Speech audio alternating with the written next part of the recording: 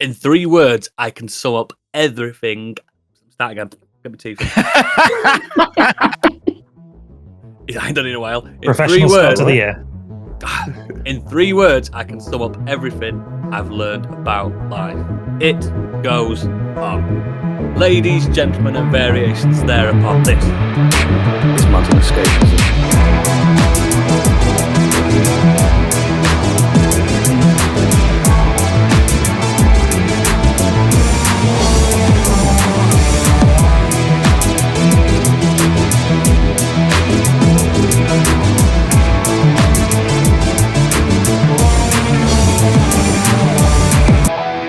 Hello and welcome to the show and to 2026. I'm Oodles, the man the bookies are completely flabbergasted as to why I'm not dead yet. And joining me today, his New Year's resolution is to stay current, watch new films and play new games. It's Biggie. And stay alive. Hello. Hello. Also, her New Year's resolution is to subdue the whole of virtual reality to her own whims, thus becoming the first cyber empress. It's Candy. Oh, I like that future for me.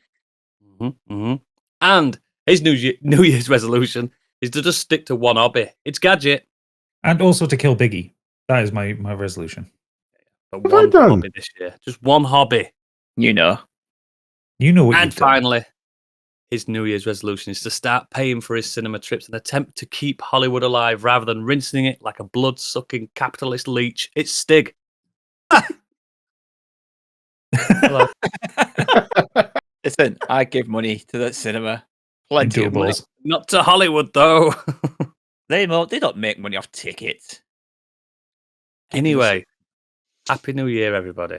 Happy New Year! Happy New Year. Who'd have thunk it would have lasted till 2026? Anyway, this is our final ever episode. We're done. How have you all been? Because that's all people care about after the new year. You go back to work, you go back to your podcast, you're back onto your commute. How's everyone been? Did you enjoy it? Not back at work yet, so don't know. We'll see next week. Nice. I think I've had enough of working now, actually. 2026 is the year of no work for me, please. Yeah, that's my I need the lottery. to win the lottery, yep. Yeah. I'll find a Finally, rich husband. my ambition Yeah. from when I was 16 to win the lottery and never have to work again. This is the year. Yeah. You played it since I you were can feel it. 16. I want to win the lottery and then burn all the money that I don't need in front of Gadget because he wants to try and kill me. No one wins in you that do. scenario, mate. Oh, He's you made could, it very clear. or you could use that money to kill Gadget instead. Yeah. We'll kill No, you. I'd I want do to it for a burn it in grand. front of him to annoy him, upset him. Why would that upset me? He'll still kill you. Because- I'd just be like, I don't think fuck you've you, thought this, look, I don't think look you've at all thought this this money. through. He's Then I already could a just kill you millionaire. and take the money. Nice problem. Not Hey, I've noticed before I big You burn would get it, through you the first £50 note before I just fucking ended you and took the money. Let's find out, shall we, when we next do the podcast. It is on. I've noticed if you're on the video, Biggie's got himself a new poster. Oh, Hey. I haven't. Oh. What is that? It's an X-Men one, yeah, and the thing is gone. Yeah. So It when will that- faded into that'll the be white black of the and day. white in about 4 How long years. this takes to fade, yeah. Yeah. I think it's assimilated the door, if I'm honest. It's slowly, the X-Men was slowly snapped away, but like in very slow That poster's motion. very close to the handle. It frightens me a little bit.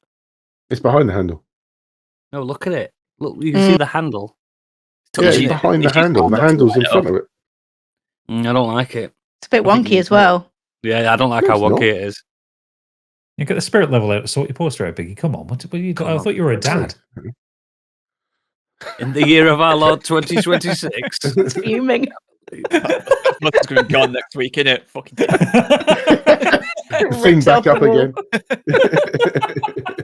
again. Speaking of things, right?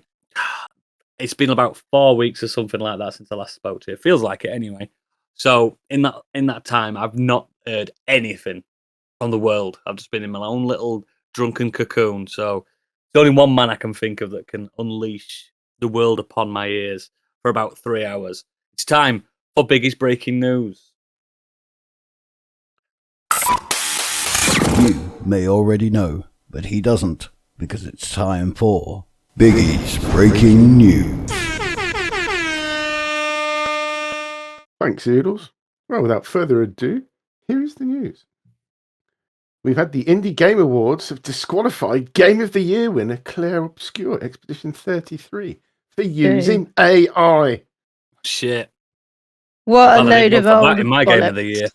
It has withdrawn 2 awards previously given to the game, not because of the debate about what it does and doesn't constitute an indie game, but because the representative of Samful Interactive had agreed that no Gen AI had been used in the development when in fact it had. I don't know. Any I don't know thoughts the on difference this? anymore. I don't know the difference anymore. I don't But know what I is don't think what anyone isn't. knows the difference anymore. So isn't what happened that they used assets available to them, and within that assets was just AI generated? It's nothing that Samful actually made. They just selected something from a It was, here's some clip art, and they I just think selected this clip art picture, I unbeknownst think that it so. was AI. Yeah, they used. I think it was within Unreal Engine. They've got assets that you can use, which they were using as placeholders. Yeah. Which Yeah, they, they which they claim it's did, been and packed out. it was a bunch of posters, wasn't it? So Yeah. some of the posters that made it to the final game were still in there, but they found they realized it within a couple of days and took them back out again.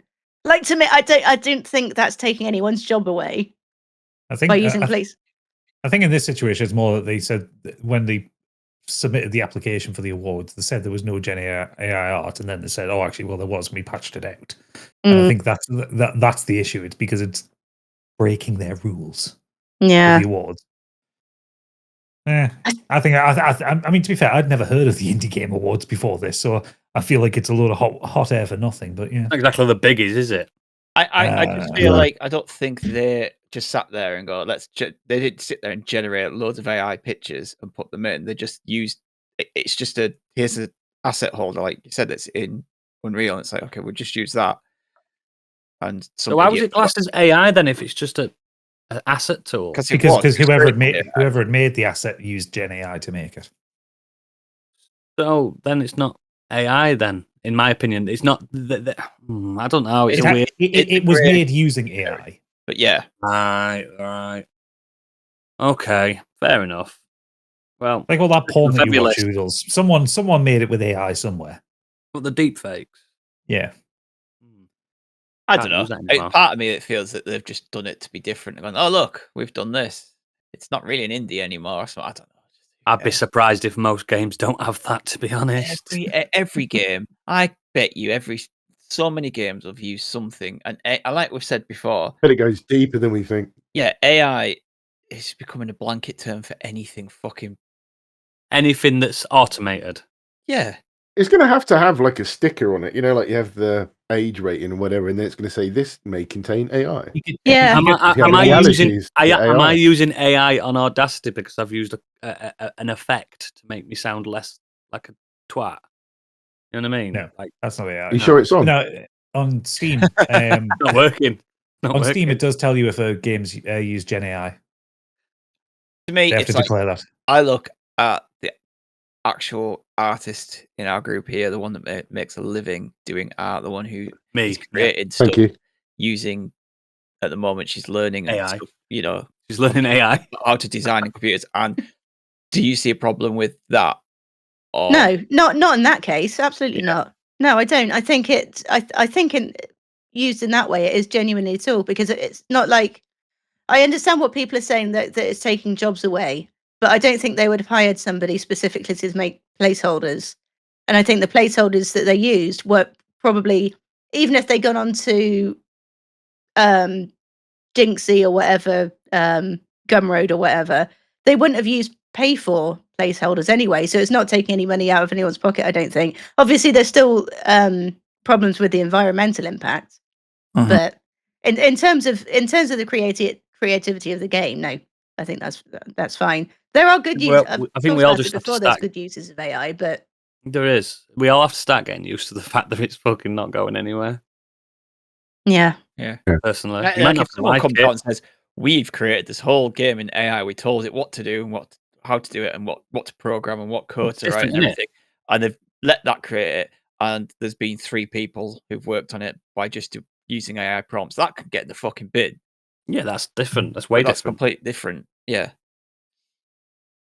So as a result, the IGA's nomination committee agreed to officially retract both the debut game and Game of the Year awards for Expedition 33 and gave it to the next highest ranked game in each category. That meant debut game was reassigned to Sorry We're Closed, and Blueprint secured Game of the Year. That's got AI in it. It does. That's the irony of it. It even says it has an AI team in the credits. That's what I'm saying. They declared it when they Oh, it's the declaration of it. Yeah. But that's what I'm saying. This became such a huge news thing, I think, to make people aware of the Indie Game Awards. Yeah. They're not taking a stance on AI in games. They're taking a stance on people not declaring. They couldn't actually give a fuck. They couldn't give a fuck. No. They're probably using AI to like aggregate all the scores for them. To write their press release. It. Yeah, no.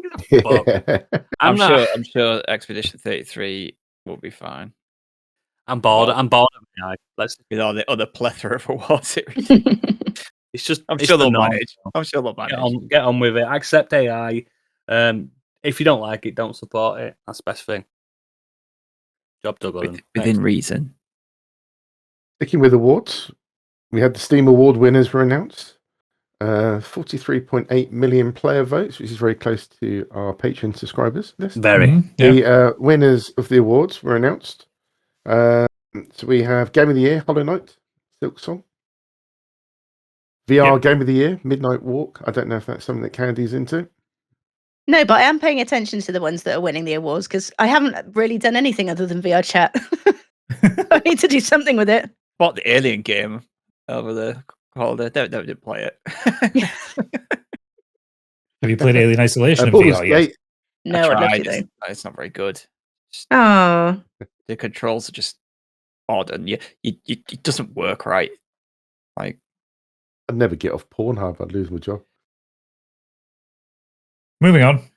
Baldur's Gate 3 is the Labour of Love Award. Baldur's Gate still coming up with the awards. Best Game on Steam Deck Award, Hades 2. Fair enough. Better With Friends Award, Peak. Still need to play that at some point. Outstanding Visual Style Award, Silent Hill F. Most Innovative Gameplay Award, Arc Raiders. Best Game You Suck At Award, Hollow Knight, Silksong. That's right. Yeah. That's right. I don't. Best game you suck at. I don't suck at. I beat it in a week. Best Soundtrack Award. People might be surprised to find out it's Expedition 33. Never saw that coming. Outstanding Story Rich Game Award, Dispatch. Sit Back and Relax Award, RV There Yet. That was it. Fair enough. I didn't even know this award ceremony was going on. It's not a ceremony, it's on the Steam launcher, but the developers do get a nice little statuette. Yay. No one's complaining. I just like the best game you suck at. Yeah, that's been in there since... Because they've been doing the awards for quite a while. I think that's been in there since Dark Souls 3 came out. Yeah, I was going to say, it must be there. It should be void because I don't suck at it. It should be Call of Duty. Not should be at the you. best game you Aimed suck at like all the people. Best hard game. Yeah. Not that hard. You're a freak. You're different to everybody else. Oh, thanks. So who won't be winning awards this year is Xbox, as they've suffered their worst year on record, unless there's an award for that. Yeah, for console sales, for console in the sales, not for game sales or Game Pass. And we said they sold most games last year, didn't they? Yeah, there are more games than Sony. It was down. As a studio, they made the most money out of games. But down yeah, because 39% the UK. Because it's 5 years into this console life cycle. Anyone who wants one has bought one, but they also keep putting the fucking price up. And I sold my Series X for nearly the same price I fucking bought the twat for. They haven't done a pro model or anything like that. No. Not going to be coming in time soon. RAM prices. That's true. I'm waiting for the Xbox Series XXX. Yeah, boy. Have you not been getting laid over Christmas? Because you are one horny boy. I'm just excited. But Sony was only 12% down. 12%. Still down? Imagine him in boardroom. We're still best though, lads. We're still best. Yeah, we lost the least money or whatever. Party, guys. Fucking pony. Speaking of pony, the Horizon ripoff has now been removed from Steam as Sony fierce legal battle against Tencent has now concluded. Aw. Yes, they won. Surprise, surprise. I'm not Shocking. surprised. I don't think there was enough evidence. I wanted it to come out and secretly be better than Horizon. It'd have been hilarious. Yeah, Oh, tell you could you what, imagine? speaking of which, I have seen a game already that looks exactly like Expedition 33. Oh, And I know God. that takes a lot of like inspiration from JRPGs, but this one, like the layout of the how Yeah. the arenas look, where all the health bars are, how your attack stuff comes up, it looks exactly like Expedition 33. Bootleggers Yeah, I work saw quick. that too. Yep. Well, speaking of hackers, physical copies of the largely forgotten Star Wars racing game are What now copies? selling for hundreds on eBay.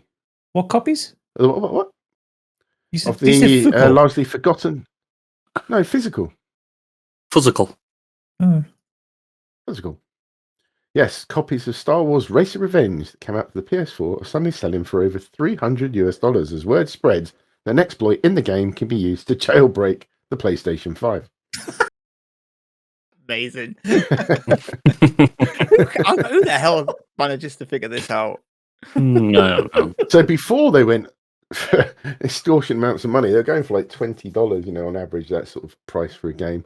And they've now jumped or did start to jump between 80 to 166. And on January the 1st, a further 11 was shifted with prices ranging between 180 and $364.50 US.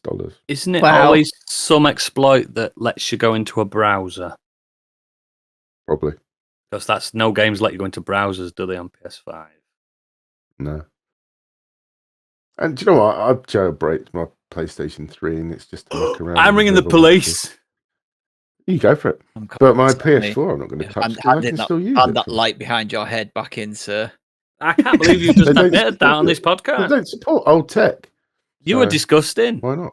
You don't support I paid for it. by the sounds of it. I No, you bought don't. it. It's mine.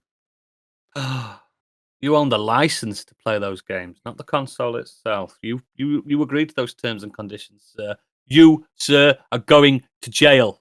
I didn't read them, so therefore I am ignorant. Ignorance doesn't hold up in court. Yes. You Well, I want to won't steal a turn up car? because I won't read the letter to invite me to court. Believe it. Moving on swiftly. Sticking with hackers, Rainbow Six Siege is still struggling after Ubisoft were forced to briefly intentionally shut it down. That game's still going. Party hack. Yeah. Yep. The hackers gave out billions in in-game currency. And We do some real bang. players They reported sound like that the goodies. the hackers banned and unbanned thousands of players, took control of the ban feed, gave all players 2 billion credits and renown each, and unlocked every premium skin for all players without charge. I love getting Can we do skins on Battlefield 6 first-person next, games. please? Just unlock it. So much fun. And even more weirdly, hackers then banned dozens of fake accounts so that the usernames displayed the lyrics of Michael Jackson's Billie Jean on screen. What a weird hack that is. There was a Doesn't sound brilliant like a hacker bad one. story this week. It's nothing to do with games, but yes, was that the dating site in America? the dating site in I America. haven't seen that. Yeah, it's what game? I think you were caught up in it because it was called white dating or something. a like white that. supremacist dating site, Oh, and so this person, Biggie's already in it. yeah, they created loads of fake accounts, fucked a lot of people up, and then she went to an event, and then live on stage, she hacked it all and deleted it all in front of everyone.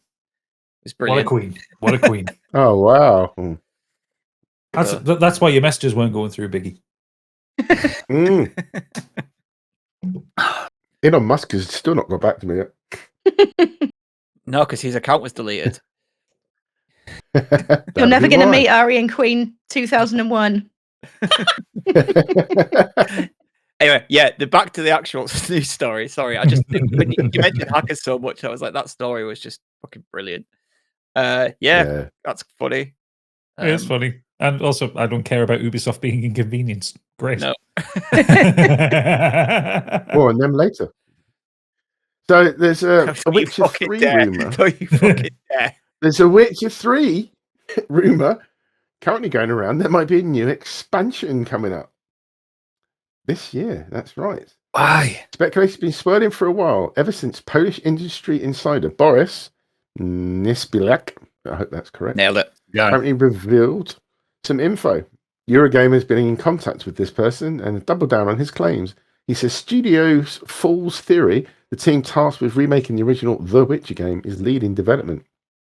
He didn't share any specific proof, but he said he's corroborated the story with several independent sources. Why though? Because The Witcher 4 isn't going to be out for a while, so they're just like, here you go, here's some DLC It's for you. meant to tie in some stuff from Witcher 3 to Witcher 4. So it's That's like what I heard. extra story to like just kind of tie in both games, which is why not? What's wrong with more Witcher 3? Nothing's wrong with it, but that means I have to play it again. All the way Not through. All the way Okay. through, Okay. with all the DLCs Yeah. All of it. on Deathmatch. On Deathmatch. Yeah, Again. you can do it. I In a might day. eventually play it. Do it in a week. Probably a week. Well, speaking of return, the FIFA video game's due to return. That's right, in Netflix of all places. What? After we moved over to EA Sports FC, the actual official usage of the title FIFA, of course, wasn't been able to be used. So it obviously has been in development for all this time. And yes, it's very soon going to be released on Netflix, courtesy of Delphi Interactive. But Delphi What? Interactive are a new studio, aren't they? They haven't actually done anything before. No, but hang on. What are you No. saying on Netflix? It's a fucking film thing. You can get You can games. play, on you Netflix. can play They do games on games. Netflix. You can play games. It'd be What, like you tell Luna, it? won't it? Like Isn't there Amazon. Red Dead Redemption on it. On your telly? With your remote? Oh, where have you been? Even I know this. What? Yeah, Most you people only tend to use it for mobile games, like you only Monument like- Valley on your phone and that. Because you stumbled across it by mistake trying to find you continue watching. So if I downloaded Netflix on my phone, which I've never done before, they'd have a game section. Yeah, Yeah. that's what I played. Oxenfree. Just downloaded it. Oh, right. It just downloads your phone like an app, but it's Then you've via just Netflix. got to have an account. A Netflix Yeah. account. I've Oh, got that a makes Delphi more sense. I Interactive. thought you meant like on your smart telly, you're fucking playing Red Dead Redemption with a fucking remote. We can I've with got Luna on Amazon. It's not a remote though, is it? Use a controller. What? Yeah, and yeah, not a remote. That's what I'm saying. I've Yeah, gone on it's weird. Delphi Why would you do Interactive's that? website, and it's.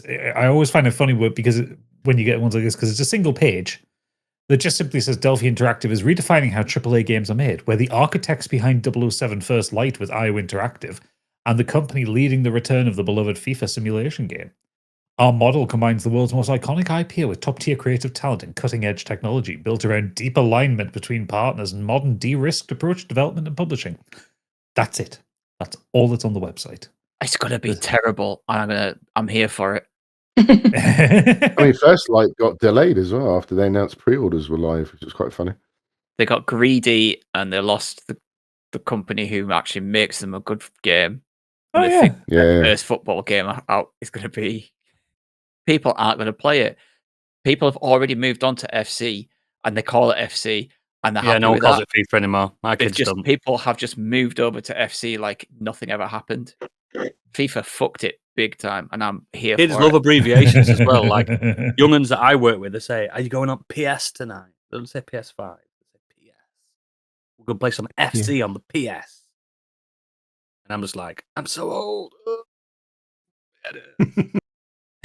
Speaking of old, 2016's The Division now runs smoother than ever Oh. on the PS5. Hey, Look, You knew I he was just going to put say this in something here about it. because I am blown away by Ubisoft. Because yes, quite rightly, they get absolutely crucified in almost every other podcast, including our own. But I tell you what, they do a bit of support with their games here and there. And the fact that they've completely out of the blue launched a PS5 upgrade for The Division blows my mind. And I just loaded it up to what it was like. It looks great, runs great. It's It looks fantastic. gone. People have never played it. It's a great way to jump into that game. But it's all free. Shut Don't have to up. pay any more for it if you got it. I just thought it was nice that they're supporting it 9 years later. do my fucking head in with this game, man. So the Division 2, no. That's Ah! After I'm going to make a tally on how many times the Division is brought up in the year of our Lord 2026. I'm sick to fucking death, man. I like the well, game. I'm allowed to talk Shut about up. stuff I like. You talk about Dragon Quest fucking 11 all the time. Not Do as much. you? Not When? as much as him. What last time I brought When? that up? Let's do a tally count of Dragon Quest 11 in Division. I think you'll find which one comes top. What, this My year? take I on won't it. mention it once. Yeah, because Anytime. one's a masterpiece and one's a Ubisoft. fucking... Thank you, Sid. Anyway, who's heard of Fallout? We're talking Yeah, that good games here, encompasses Candy. many games. Fallout encompasses a universe, not just the Division 1. The Division fucking 1. Not even the best one. 2's better than 1. I disagree. I just think it's nice that they're supporting it. After 2 months of live streaming, Silent Hill's F actress has finally beat the game. This is very sweet. So, when Silent Hill F actress Konatsu Kato went viral for live streaming the survival horror game, she's not particularly familiar with action games, but fans have been watching her steadily get to grips with the acclaimed title over the past 2 months, and she finally beat the release this week on New Year's Eve as part of an epic 5-hour stream. Yay. Must be weird playing yourself in a game. I'd just be cringing at my own voice the entire time. Yeah. That's what I sound like when I'm screaming. Why did they use this screen, not the other one? Yeah. I'm glad speaking of because Silent she's not Hill- sorry. actually a gamer. She's not actually a gamer at No. all. So like the fact that she's starred in it as an actress is one thing, but actually then playing through it, and she doesn't play it on the normal difficulty. Like she didn't play the casual mode or anything like that. So like she's having to learn how to game in the process of playing this game. I'm stuck in a scarecrow field. I don't know what to do. Yeah, that bit's a pain in the dick. You got to find the right scarecrow. Scarecrow, yeah, you got to pick the right one. I'll pick them all. Just keep attacking me. Yeah, you're They picking the wrong end. they do have clues. There's a note with a clue, and then you have to like look between them, and they'll eventually point you to the right one. Let me guess, you've run out of weapons. No, I've got a couple of. You won't for long. I've got a couple of bats. Yeah, I didn't leave that field with any weapons. If you're Yes. struggling, Stick, I can suggest Ubisoft's The Division 1 is available to download. Next, sticking with Silent Hill, I can mention. horror dev Blue You make me Team drink. have Shut up. teased- You make me drink. Most people in January don't drink. Team. I've been drinking harder. You. Bloober Team have been teasing their potentially new project. That's right. The website L went up I think last week, whenever it was. And it's all very cryptic, and now it's got a countdown to the reveal of their next game. So I'm guessing maybe Gadget might be interested. I am The interested. title runs out on the 15th of February. They're a good I developer. hope it's the Medium too. If it's a Shut medium up. too, I'll be fucking booting off. 'Cause I fucking hated the medium. The Medium is such a bad game. Had so much potential as well. It It's did. made by Cool concept. the Medium's made by people that, again, don't understand what being a woman's like in any way, shape, or form. What you mean when you literally go into the lady garden for the woman who Into had the lady garden. the woman who had the pregnancy? This is an analogy of having a period every month. What We a know how it's stupid game. ladies. Yeah, kind of. Didn't know you had rose bushes down there. That's what that game did with that. Well, rose bushes, see. bleeding Every rose month you are bushes. haunted by a demon that wants to taste. I'm not even going to get into it. Oh no, that No. is true. That actually is true. It's Film all really teeth. right. Got RGB lights down there now. Oh, So into the world of film and She could TV. ignore them, she would. Like that, you see the lights from Pennywise when he opens his mouth. The Deadlights. The deadlights. Could be a butt That's plug, just couldn't like- it? But I could That's have what my it's own like looking into underlight. Candy's chuff. It's like the Deadlights. I'd be into that. Red, green, and blue. You couldn't really keep it secret though, could you? Especially if you're wearing a skirt. I've been in an hot tub with her. It were very similar. You get a celebrity to come down at every They all Christmas float and down press the here. button to turn them on. Turning on of the light. This is how we've started it, Gadget, this year. This is how this year Next. started. And these Deadlights is the podcast title. It's not the podcast title. Yeah, but Even King will be like this, going, yes. Over to the world of film and TV. Sony weirdly is buying Snoopy for $457 million. Yeah, the peanuts are worth a fucking fortune. Yeah, but still, just that's a bit random, isn't it? Good grief. About 60 million people watch Snoopy specials every Christmas. I was gonna say I didn't think it was. It's still very big over in Japan, for example. In America, it's huge. Hmm. Peanuts. Is it really? Huge. I just thought it was a bit sort of forgotten about these days, really. But It's absolutely massive in Japan, though. Stig's right. It's just fucking out like that's big, isn't it? Biggie. Oh.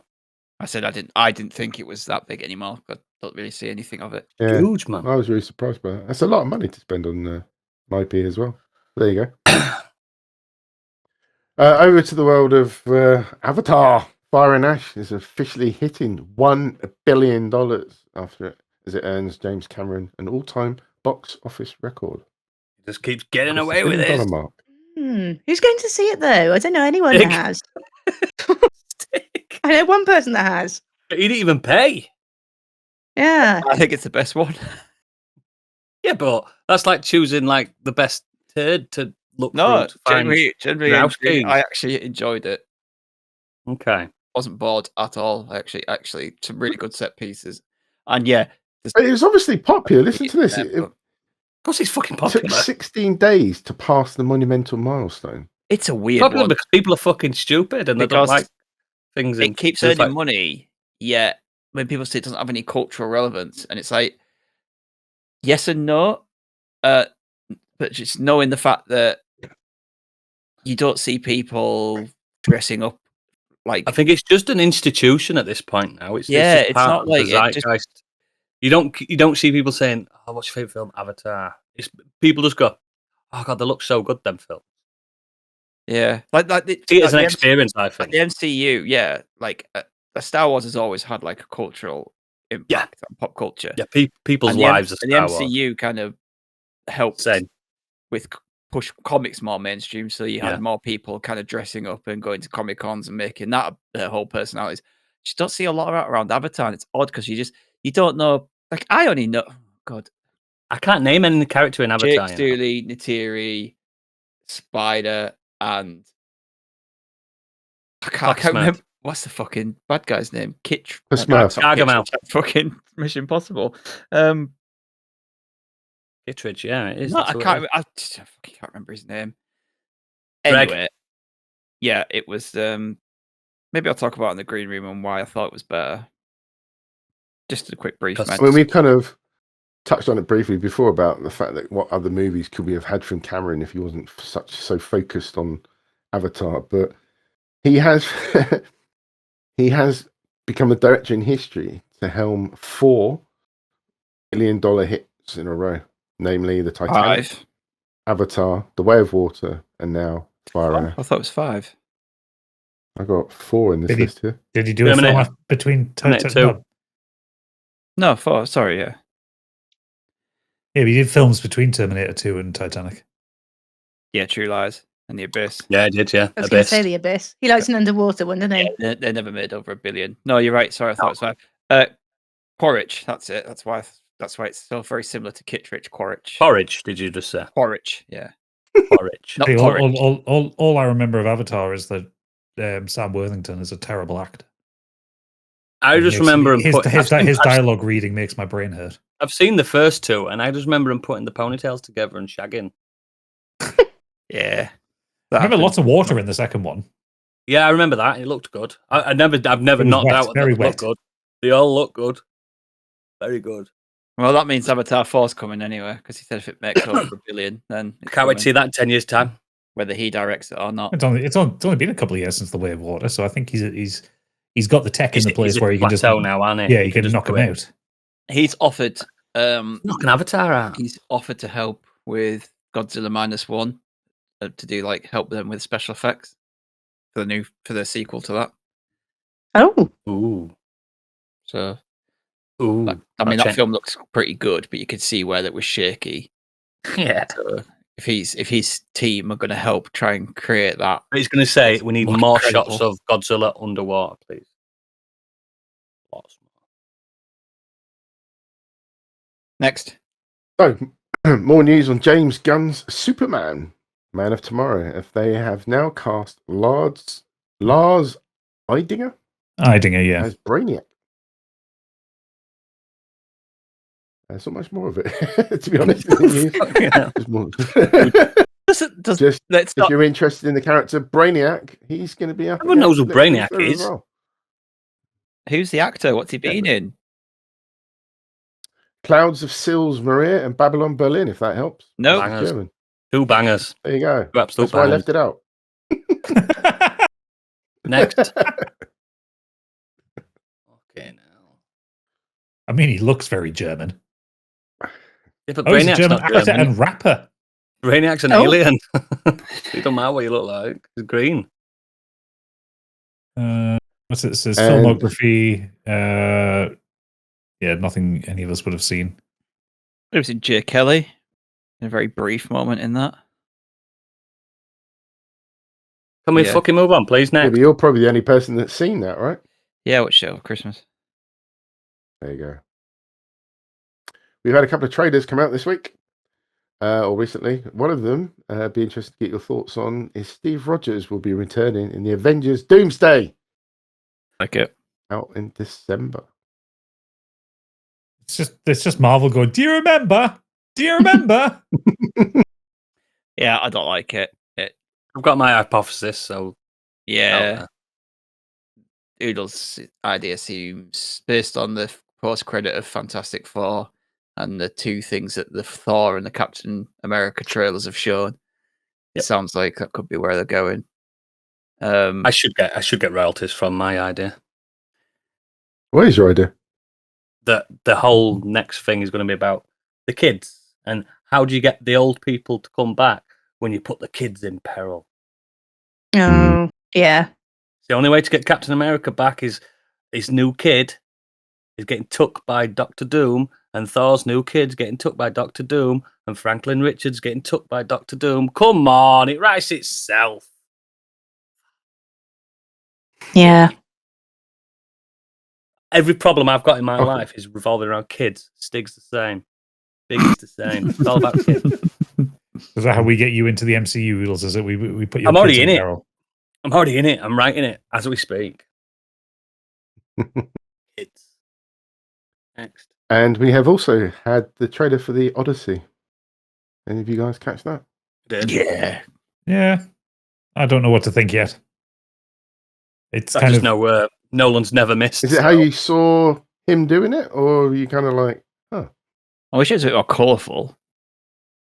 I think for me it's the very Hollywood cast in it. I would have preferred it if maybe it was like if he's doing a historical take on the Odyssey, maybe some Greek Mediterranean people, you know. No, but the Odyssey's not historical. It's a bit distracting, isn't it? No, I know it's not historical, but it's based around a place, you know, that never existed. I know, but you know what I mean, though, is that you're not going to have fucking Matt Damon and Tom Holland in it, is what I'm saying. They didn't exist back then. Sick. The best, anyway. There is already a fantastic version of the Odyssey out, and that's Oh Brother Where Art Thou. That's a fucking Brother Where Art Thou. retelling. Yep. So I'm not discrediting it. I've watched the trailer and like it looks great. Like the director is like visually it looks stunning. I just don't know if it's a film that needed to be made. Kind of thing. Has Christopher Nolan ever missed?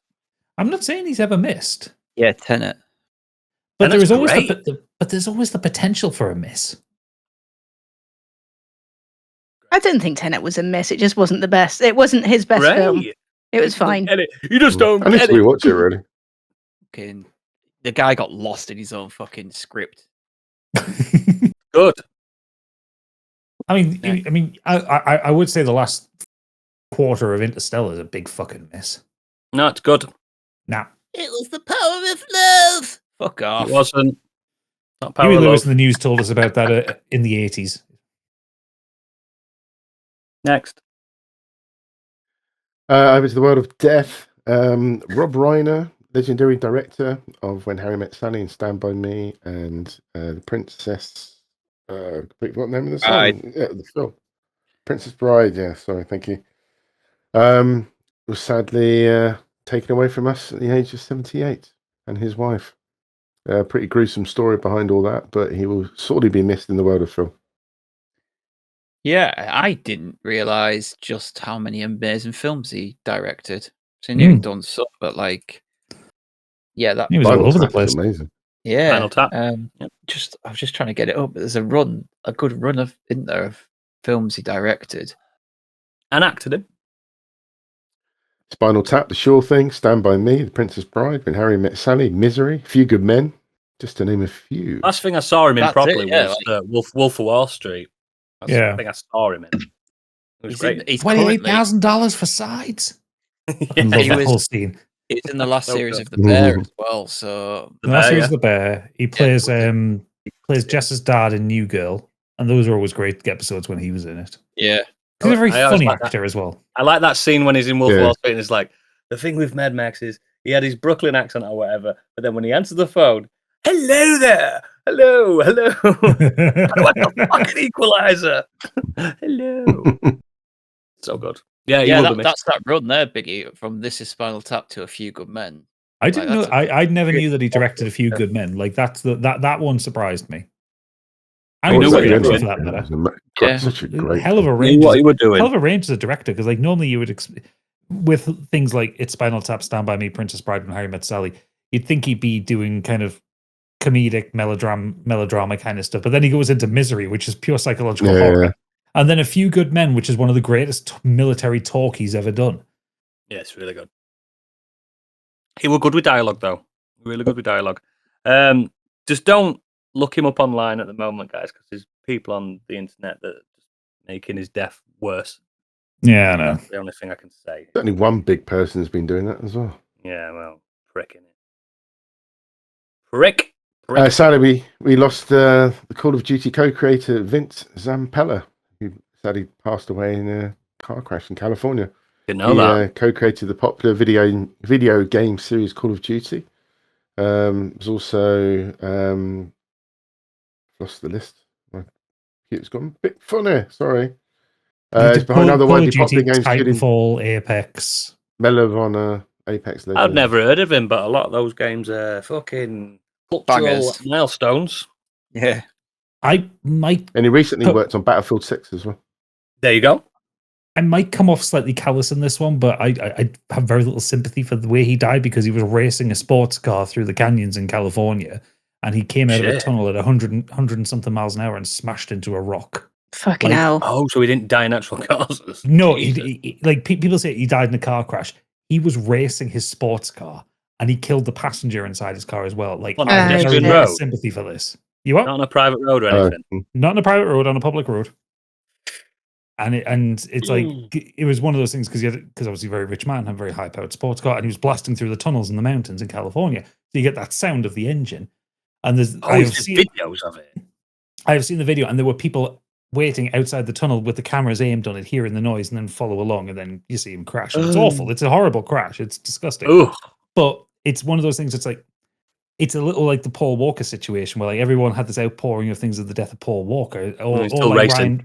Ryan Dunn, who was driving drunk. It's like, Paul Walker was the passenger, by the way. So Paul yeah. Walker was the passenger. Okay, Yeah. maybe that's slightly less. In a long day. I don't know. It feels a weird one. Everyone's going, oh, it's so sad that he died. It's like, he It's sad that he died, though. Genuinely.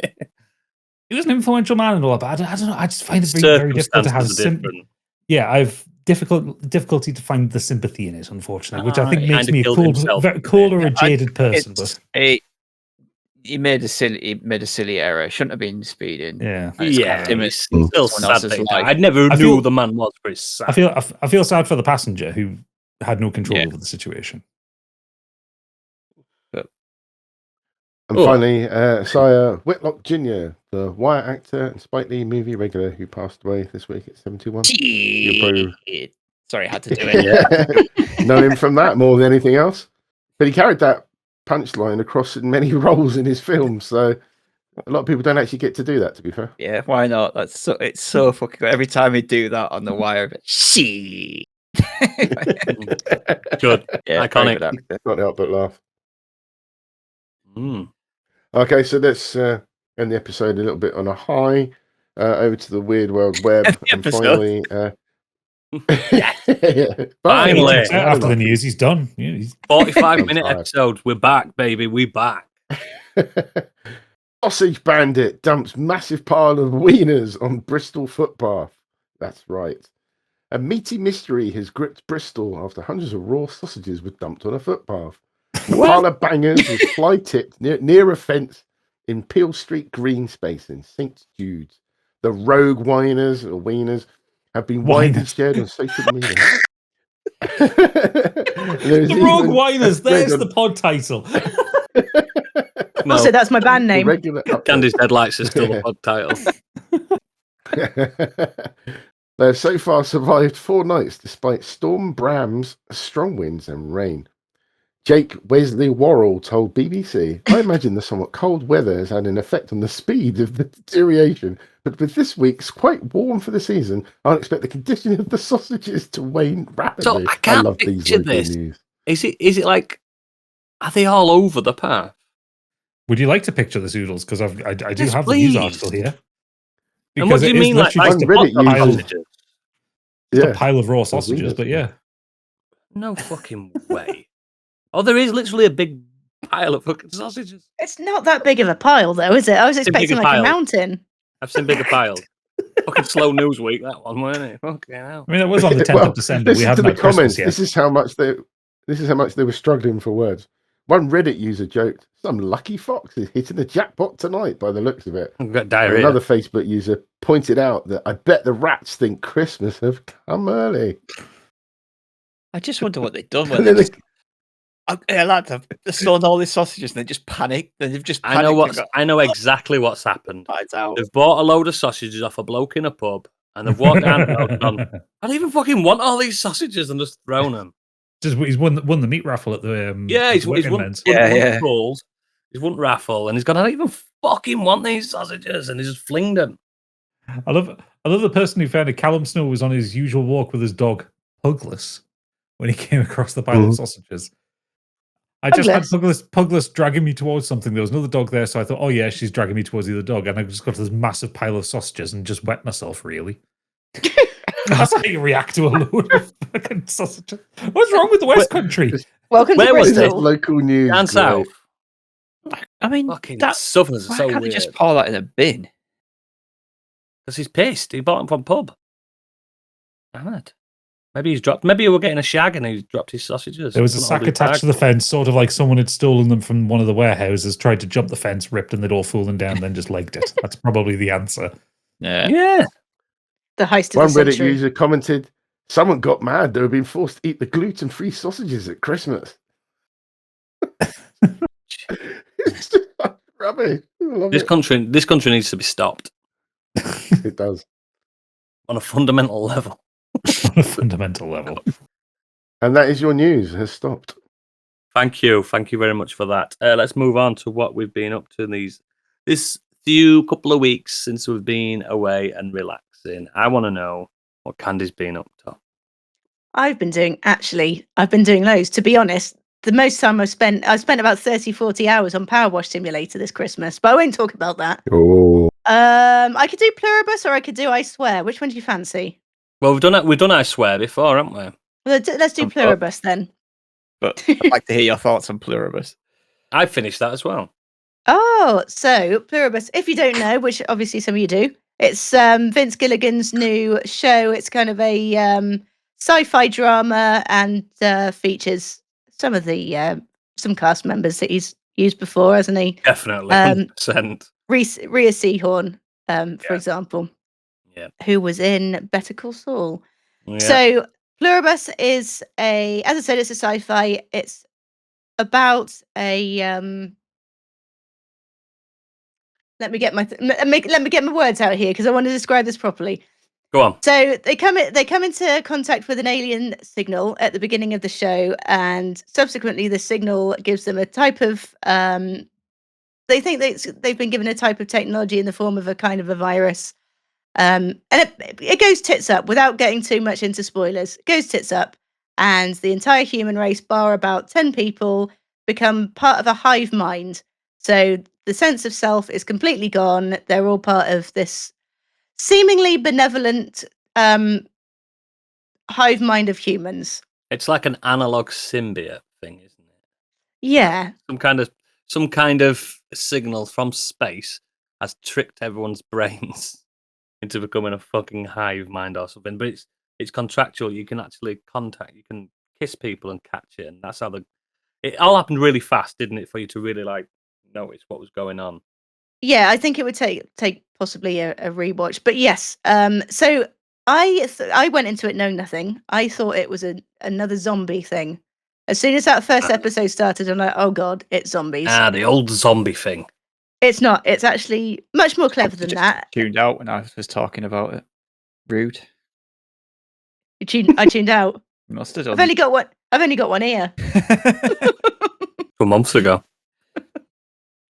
But yeah, no, I think it's fantastic. I think Vince Gilligan is obviously he's got a great track record of doing some very compelling dramas, and we have one series out. The last episode came out a couple of weeks ago, just before Christmas. So now we've got the whole first season, and it's so I've been talking about this a lot with my co-workers who are also watching it, and my thought on it was that I'd actually like to join the hive mind, and it's really until the last episode that you think that's what VR chat's all about. Yeah, pretty much. It's only until the most recent episode and the last episode of this season where you realize just like how much it means to take away a person's sense of self. You know, because all of the tribes completely gone, cultures, they're all gone. It's all part of one thing, and they it's a race that wants to look after the planet, but at what cost? So I've been I watched doing that one. I watched it on the back of Stig's recommendation about 2 months ago on this very podcast. No, it was mid-September. I'll let you off, Candy. You weren't there that week. And I didn't. Stig did very similar to you there, Candy, where he just said, "This is what happens." He didn't tell me what kind of program it was, but he just said to me, "Just watch first episode," and I did, and I've watched them all now, and I think this is bigger than its some parts. I don't think it's about the fact that I don't think it matters why these people are in a hive mind. I don't think that's what the show's about. I think what matters is the human side to the people that aren't in the hive mind. I think that's what the show's about. That's why I think it's such an arbitrary reason why they're all together in this hive mind. I think it's about personal freedom. I think it's a parallel on modern day society about actual freedom, not fucking American freedom. Actual freedom and free will and freedom to act and free. I think it's deeper than that, and it shows that every single person in this that wasn't. I'm not going to spoil too much about it because people should watch it. But every person that's not in the hive mind is a very flawed individual. Yeah. Oh, absolutely. Yeah, and it doesn't shy away from that fact either. It doesn't shy away from it, especially the character. But this is the thing: the hive mind, they're not flawed in any way, shape, or form. But because of the fact that they're not flawed anymore, it means they've got no individuality. They've got no personal freedoms. They know everything. There's a certain bit in it where it's a bit further on. It's not really a spoiler, but they're so excited that the main character's writing a new novel because everyone on Earth's read every single novel. So everyone on Earth knows every single novel. And for the first time, they're like excited about it. But everyone's excited at the same. Imagine. I feel like it's a play on hype as well, and like I think there's a lot of layers to it, and it's Vince Gilligan. So as always, he'll show someone putting the rubbish away for 15 minutes, and you just got to watch it. Because that's what he does. So he does mundane things like first episode of Better Call Saul. It shows Saul working at fucking Cinnabon, and you've got to watch him do a little bit of a shift, haven't you? Yeah. Because that's what he does. That's what he like. He likes the mundanity of life, and this show accentuates the mundanity of life. Look how bored she actually did end up getting and stuff like that. I think it's brilliant, and I think a lot of people online are going, yeah, but I want to know more. I don't think it's about that. I don't think it's as simple as, are the aliens going to kill us all? I don't think it's anything to do with that. Oh, I think it's barely with the even people scratched left the surface. Yeah, it's not about the aliens. It's the question of the people. The people, and I think that's what I think that's its ultimate beauty. But that's a verbose way of putting it, isn't it? It's shite, guys. Don't watch it. I'm joking. It's brilliant. It's amazing. I love that he. I need to watch the rest. I love that everything's filmed in Albuquerque as well because it feels so familiar, doesn't it? If you've seen Better Call Saul and Breaking Bad, it just feels so familiar. They even used I won't say actually what it is, but there's a nice Easter egg that ties into Better Call Saul as well. Yeah, there is. Yeah, there is. It's really good. It's really poignant. What did you think of I Swear then? I'd just like to hear about that. So I went into it and I'd had a drink. And I went into it thinking this will be quite funny. Shame on me. Shame on me. I did. How many tissues did you go through? It was a mascara warning for sure. It was very. I don't want to say it's sad because I don't want to although I do feel sorry for him, I do feel pity for him. But it's based on John. What's his name now? John Davidson. Who famously he's had his pretty much various parts of his life followed by a camera crew because he has brought so much to the attention of the public in terms of Tourette's. He's got sort of the first famous person with Tourette's. Certainly the first person who's documented and to such a level because there's lots of people that do have Tourette's and tics and everything that can go about their lives normally, but to the point where you're shouting out and swearing and hitting people, that's a debilitating type of Tourette's. And yes, it is funny. And he touches on the fact that even to him, some of his tics are funny. You're allowed he does to laugh at it. But it's important to realize that you're not actually laughing at them. You're laughing at the tics themselves.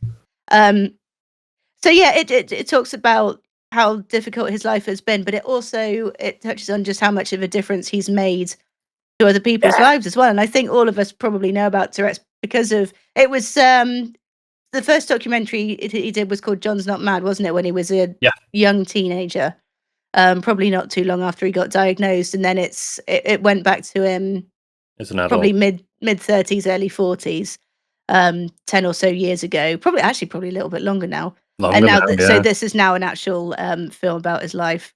I was interested that they didn't during the film. They didn't actually mention that he had been followed around by a camera crew. I thought that'd be a pretty important part of his life. I think it's more about telling the story from a photographer's sense. Yeah, rather. It would have been weird.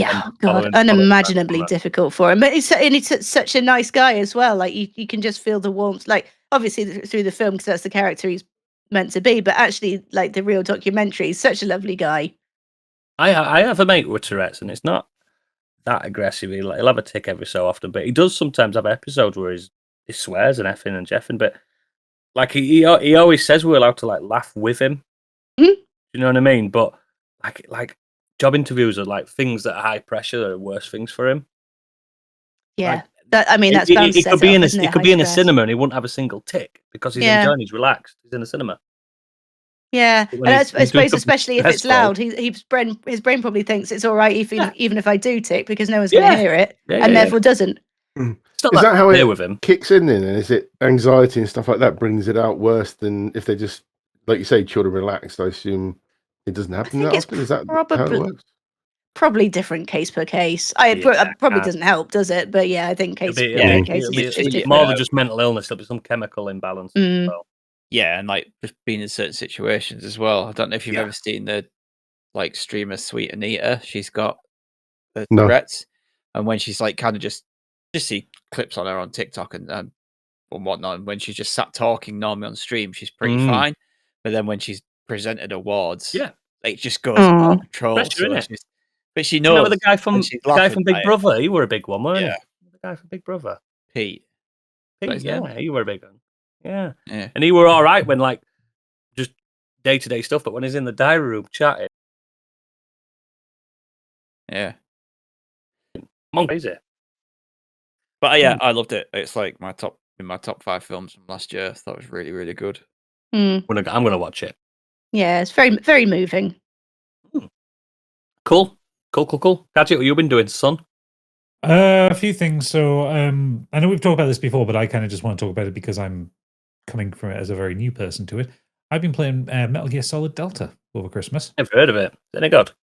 I'm really enjoying it and so obviously the thing is, I've pointed out many times before, I never got to play Metal Gear Solid 3 because I have colorblind issues. No, it is new to you, and it is a modern game. It doesn't feel very modern, but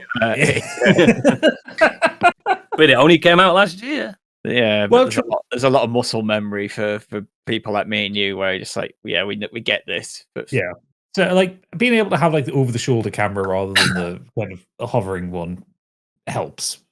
But yes, it's very much a 2004 game. There's a lot of women's boobs getting grabbed throughout the whole thing. It's very strange in that respect. A lot of cocks getting grabbed. Yeah. did you have a little peek while she was getting undressed? Well, Plus that's the thing. It comes up like she's it gives you a little prompt. I'm like, oh, what's that? Oh, he's fucking staring at her tits, of course. He's got so many screenshots on his PC now. No, I'm really enjoying it. I haven't finished it yet. I've just done the Sorrow, so I'm close. I'm not far from the end. Worst possible game. Yeah, I was really annoyed when Stig told me the really easy cheese to that. Oh yeah, there's a few. You can just drown. You can just You can just not kill anyone for the whole game, and if you haven't killed anyone, then there's no boss because it's all about yeah. Killed. Whereas mine was just a long line of dead. Yeah, it was a very long line of people for me.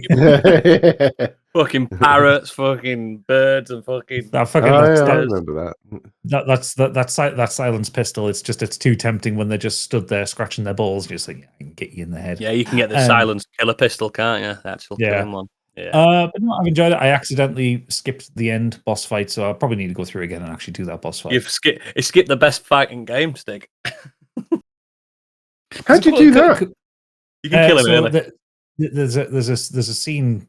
There's a cutscene where like the end is introduced.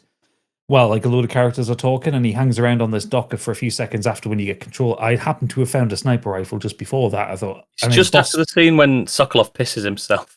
Yeah.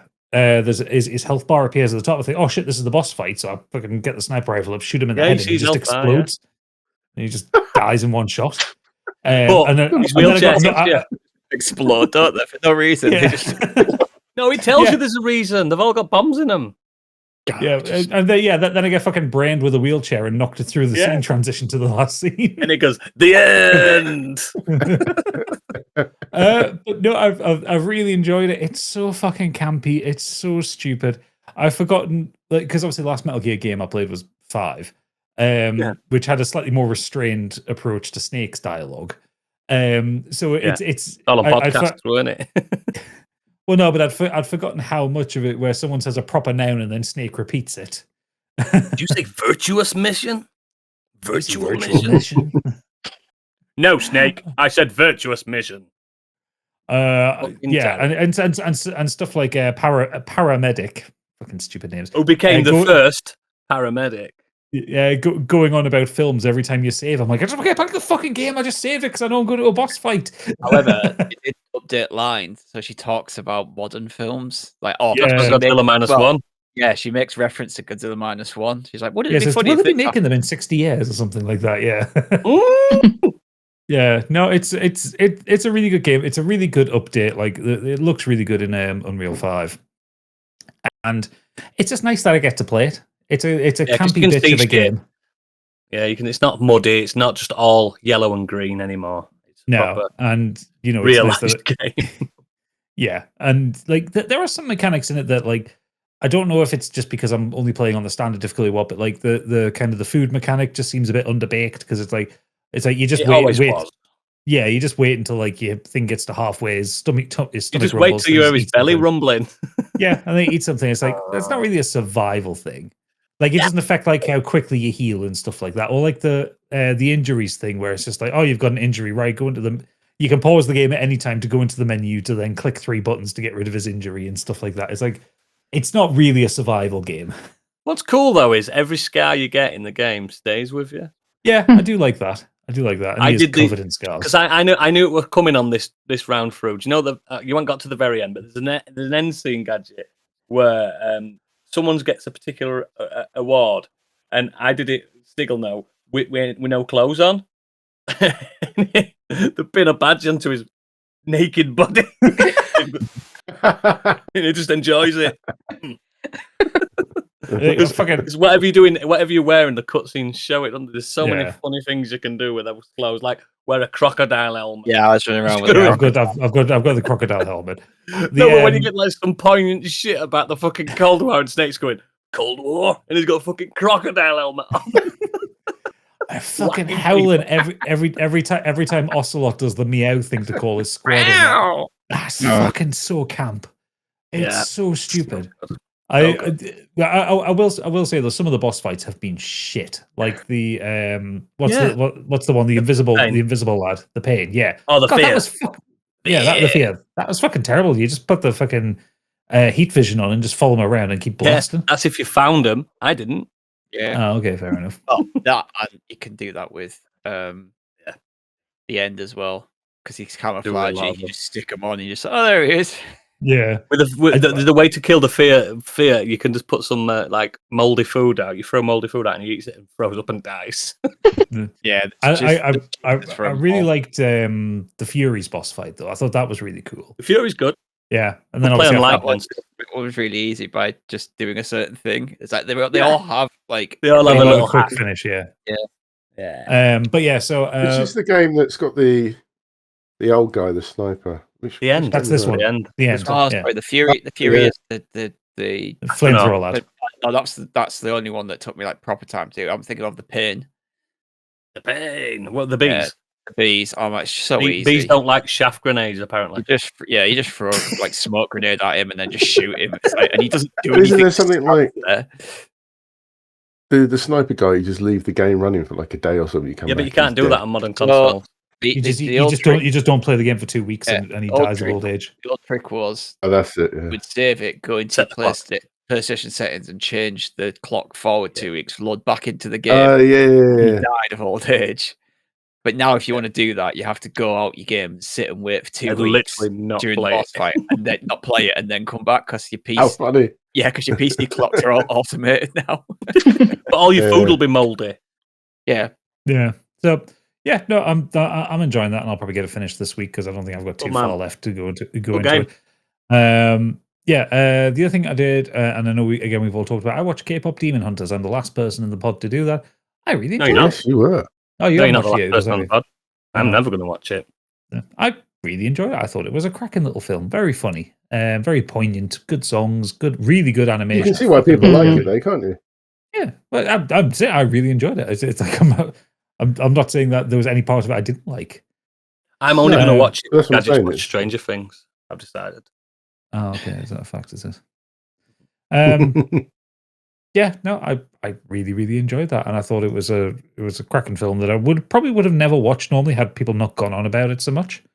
And I understand kind of why it's now in the cultural zeitgeist and stuff like that. So yeah, I really enjoyed it. And I persistently have Golden stuck in my head, and I can't get rid of it. I fear not soda pop. Soda pop was there for a couple of days, and then that's gone now, thankfully. Because I was about to tear my own brain out. I think this is what it sounds like. That's the best one for me.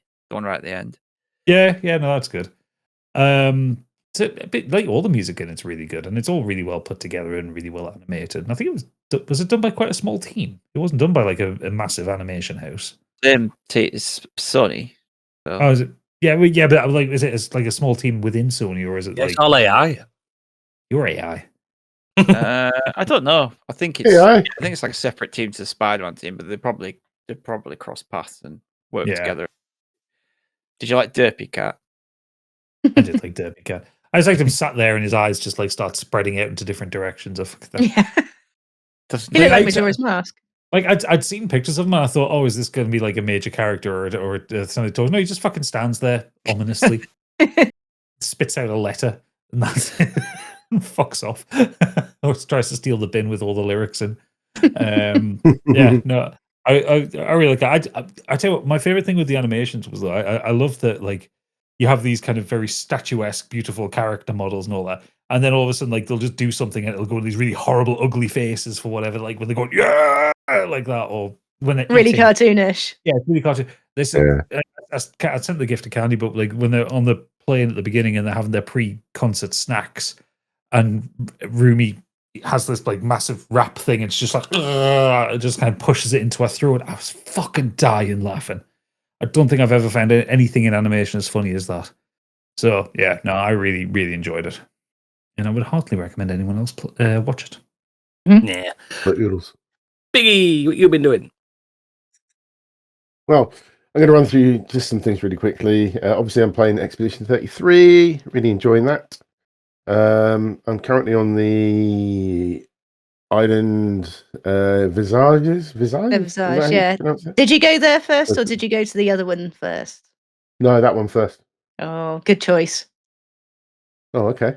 Interesting. I did it the other way around, and it was very difficult. But yeah, we're make sure you explore everything on the Visages before you go to the boss. Yeah, I'm trying to. My biggest gripe probably with that game is the lack of a map in any sort of way. It's just kind of I'm spotting little paths you can go, and it's like, is that the right way? I'm trying to work out which is the correct one without me going to some big boss battle first. And I just that's find the trouble. The little side paths will normally take you to an optional boss as well, or one of the mines. Yeah, I found one Chromatic Ramasur, I think he was. Yeah. Yeah. The one that you have to parry everything, otherwise he just keeps hitting you. That's a nightmare. I think I might walk away from that within one. the areas you're on about. Yeah. Follow the lanterns. Yeah, sometimes it's obvious and other times it's not, I think. It can be a bit misleading, which is the right way, but other than that, yeah, cracking. But either way, for the Visages thing, just follow every path because it helps. Yeah. I'm definitely working out, and you got the big faces and answer the questions. Yeah, it's really cool. Really enjoying it. Play a bit more of Art Raiders. It's a cracking game. I had a session on Battlefield 6 before I came on tonight. That was great fun. But the main things I want to talk about, really, I just watched season 1 of The Traitors. I thought I'd go back and watch that because I never saw it. And after seeing the celebrity one, what a great series. I'm not a fan of reality TV, but this I can watch. Such a daft concept, isn't it? Is it just as enjoyable even when it's not celebrities? Yeah, because it's even worse because they have a reason to want to win because I know the celebrities want to win the money for their charity, but this is actually for themselves. So they get quite bitter and nasty, and there's a lot more tears and drama. And it's quite funny. But otherwise, yeah, I wouldn't be normally into that kind of stuff. But I actually find this quite entertaining. But there's two very poignant things I want to discuss. The first one, very quickly. My wife tends to finish early at work and then goes to pick up our daughter from school. And occasionally they're going to the library. And whilst my daughter is running around trying to find the latest graphic novel that she's interested in, my wife picked up a book about D-Day. Yes, D-Day. I know, right? Modern. But remember, she's a Filipino, so she doesn't know much about the history. She knows about World War II, naturally. Doesn't actually know an awful lot about it. So she started reading this book. And she was fascinated by the book. So then she was like, are there any documentaries on it? And I went, aha! Let's go and have a look. And there's a very good one on Netflix. Take out your old photography. World at War in colour. He got his old photo book. I want a very... medals. Here we go. Here's my yearbook. That's Hitler, yeah.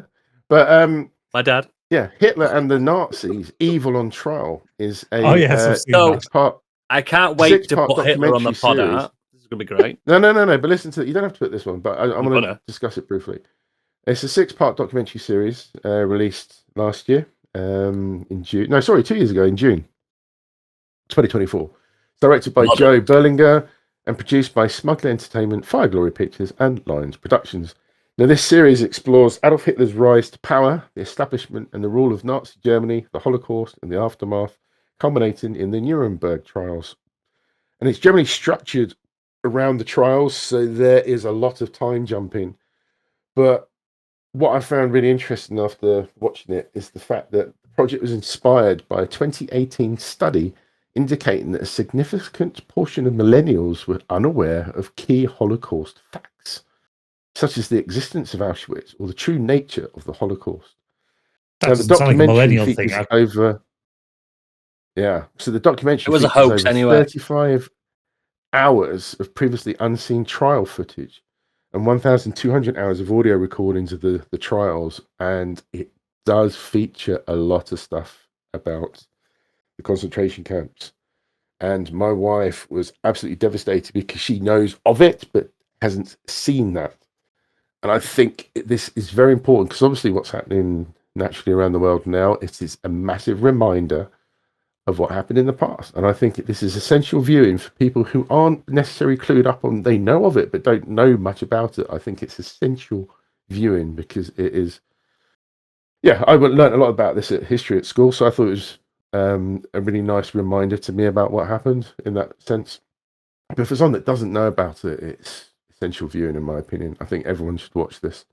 It is frightening, inspiring, it's everything.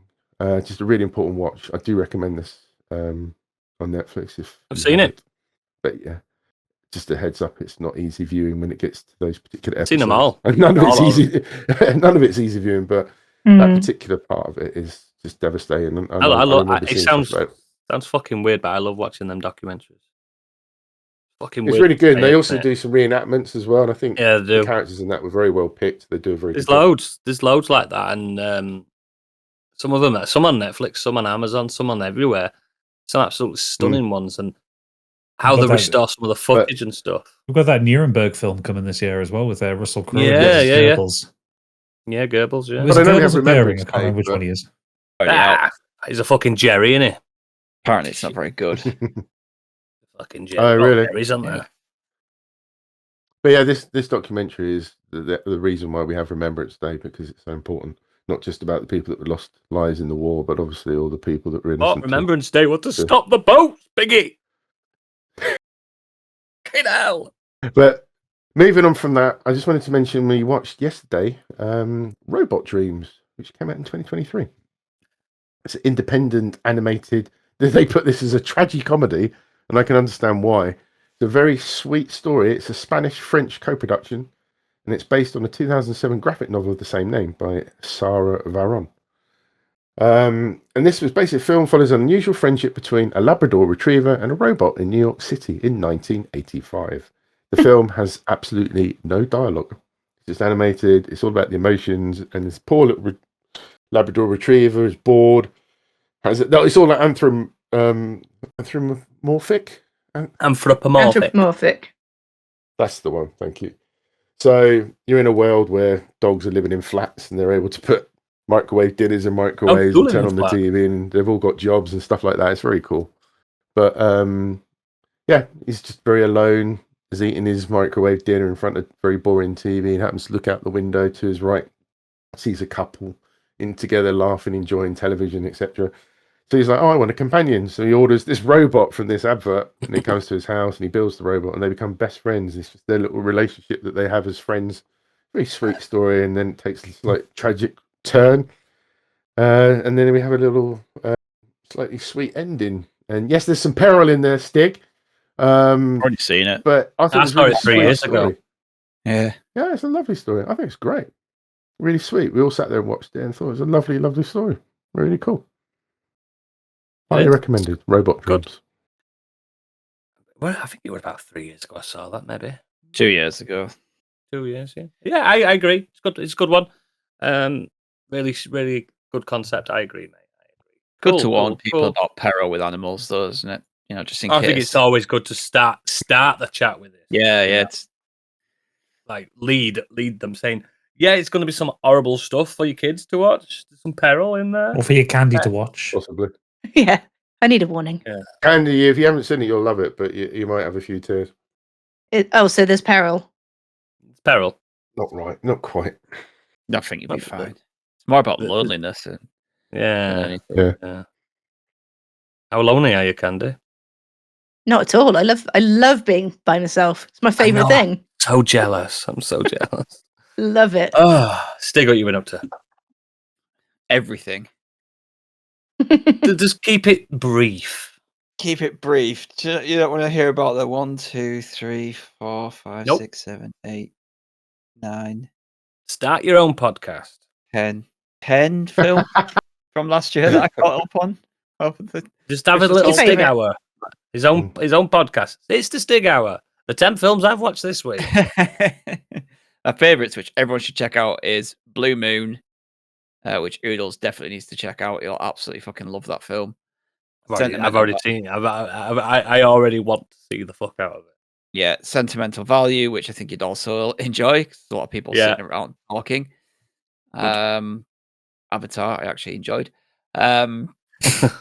Sorry Baby as well is really a great film.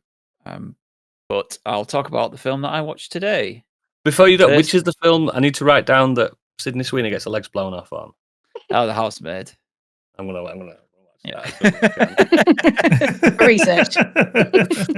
No. Tell me about that today. I went, what? Get that quiet. Yeah.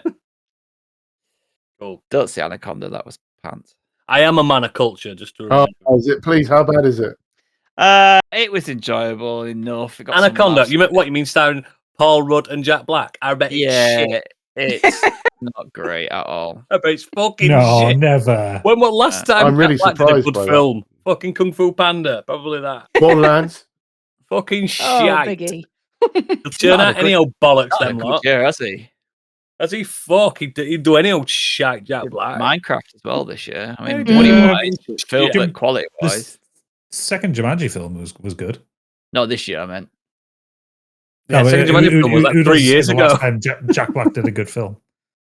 So this is cinema trip number 1 of the Oh, you're slacking. What? the year. 4th of January? You've only seen one film. Yeah, it was 3rd of January last year. Pathetic. Oh no, I've seen more than one film this year. I've seen 6.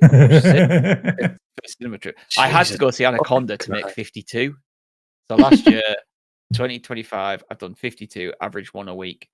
That was the only reason. What a film to end it on. I mean, I wanted to go see Hamnet, but we were away, so it would have been That's the film to fucking end it it on. would have been a really great film by all accounts to go watch. But it was just like, right, I have to go see Anaconda just to do this. Now I've committed to the bit. But anyway, this is film number 1 of 2026. Technically a 2025 film.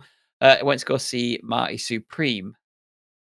So this is a comedy drama, I guess is the best way to put it. It's produced and directed by Josh Safdie of the Safdie brothers fame. So he did the likes of Good Times and Uncut Gems. And he's teamed up again with Ronald Bronstein. And this is loosely inspired by the life and career of American table tennis player Marty Reisman. It stars Timothy Chalamet in the lead role as Marty Mauser, as well as Gwyneth Paltrow as she is kind of a failing actress. She was a big actress at one point, and she's kind of fallen out of the limelight. She's now just married to this millionaire businessman, and also his love interest, Odessa Ezion. I think that's how you pronounce it. Not too sure. But yeah, so this is set in the 1950s. It surrounds Marty Mauser, who is a table tennis superstar. He's not, well, he isn't a superstar in the likes that everyone knows. He's just fucking brilliant at table tennis. But at the time, no one in America gives a shit about table tennis. It's big over in starting to get big over in Asia, in East Asia. It's big around Europe. But America, no one gives a shit. But he is kind of like the first one to really take it seriously. And we start the film with him being at the British Championships, and it's kind of set up. He gets all the way to the semi-finals, but loses. And then the rest of the film isn't about table tennis at all. It's about his struggle to try and get the money and everything he can do to get to Tokyo, to the World Championships. And it's just fucking non-stop. If you've seen Good Time, if you've seen Uncut Gems, it is like that. Everything he thinks of to try and raise this money, to try and like get to Tokyo, the people he speaks to, this businessman of the actress, he tries to get money off the actress, he tries to he's constantly trying to con people. He's trying to come up with get rich quick schemes, which keep falling on their ass. He's getting chased by the police. He's owing money to people. Like, it's just relentless and absolutely non-stop. It's accompanied by a fantastic score, which obviously just keeps you on edge the whole time. The cinematography, the way the camera work's done is brilliant. Again, if you've seen those other two films, you'll know the kind of like the way that the Safdies kind of like to fast portray cutting these films. Yeah, just fast cutting everything. It's fucking brilliant. Timothy Chalamet is, I think, this is his Oscar. I'll be very I think he's surprised. due, isn't he? Now he's due. I'll be very surprised if anyone wins the Oscar over him. Potentially, Stellan Skarsgård for sentimental value. They might go that route. Yeah, But I don't think they will. I think he's pushing big time for this because he knows that he's put in a fucking brilliant performance. And it is close to the Oscars as well, and they like things that he are close. himself, exactly. It's in the mind, in the zeitgeist. He's doing a lot of press for this, a lot more press than he's done for any other film, even more press than he did for June. Like he is putting everything into this film, and he's even talking about. He's even bigging himself up, and basically saying like, "I'm how good he is in this film," and he is brilliant. He's getting to that Daniel Day-Lewis point where you aren't watching Timothy Chalamet, you're watching the character on the screen. I'm not watching this film thinking that's Timothy Chalamet. I'm fully like, that's Marty Mauser, and the guy is a horrible piece of shit. And it's a weird film because despite the fact that he is awful, you kind of still want to root for him. It's a weird situation. Catch Me If You Can and stuff like that. Yeah. Like this, he's not a good person. He's not, he is all about number one. He has a dream. He has a mindset where he wants to be. He wants to be in Tokyo at those world championships, and he'll do whatever he can to get there, even if it means kind of messing around with his best friend, even if it means fucking around with his love interest, she's married as well, so he's having an affair with her. If it means just kind of messing Gwyneth Paltrow's character around, it's just he doesn't care as long as he gets to where he wants to be. Keystone is her character, so I was kind of looking it up, but she's really good. This is her first like big screen like film in a long time.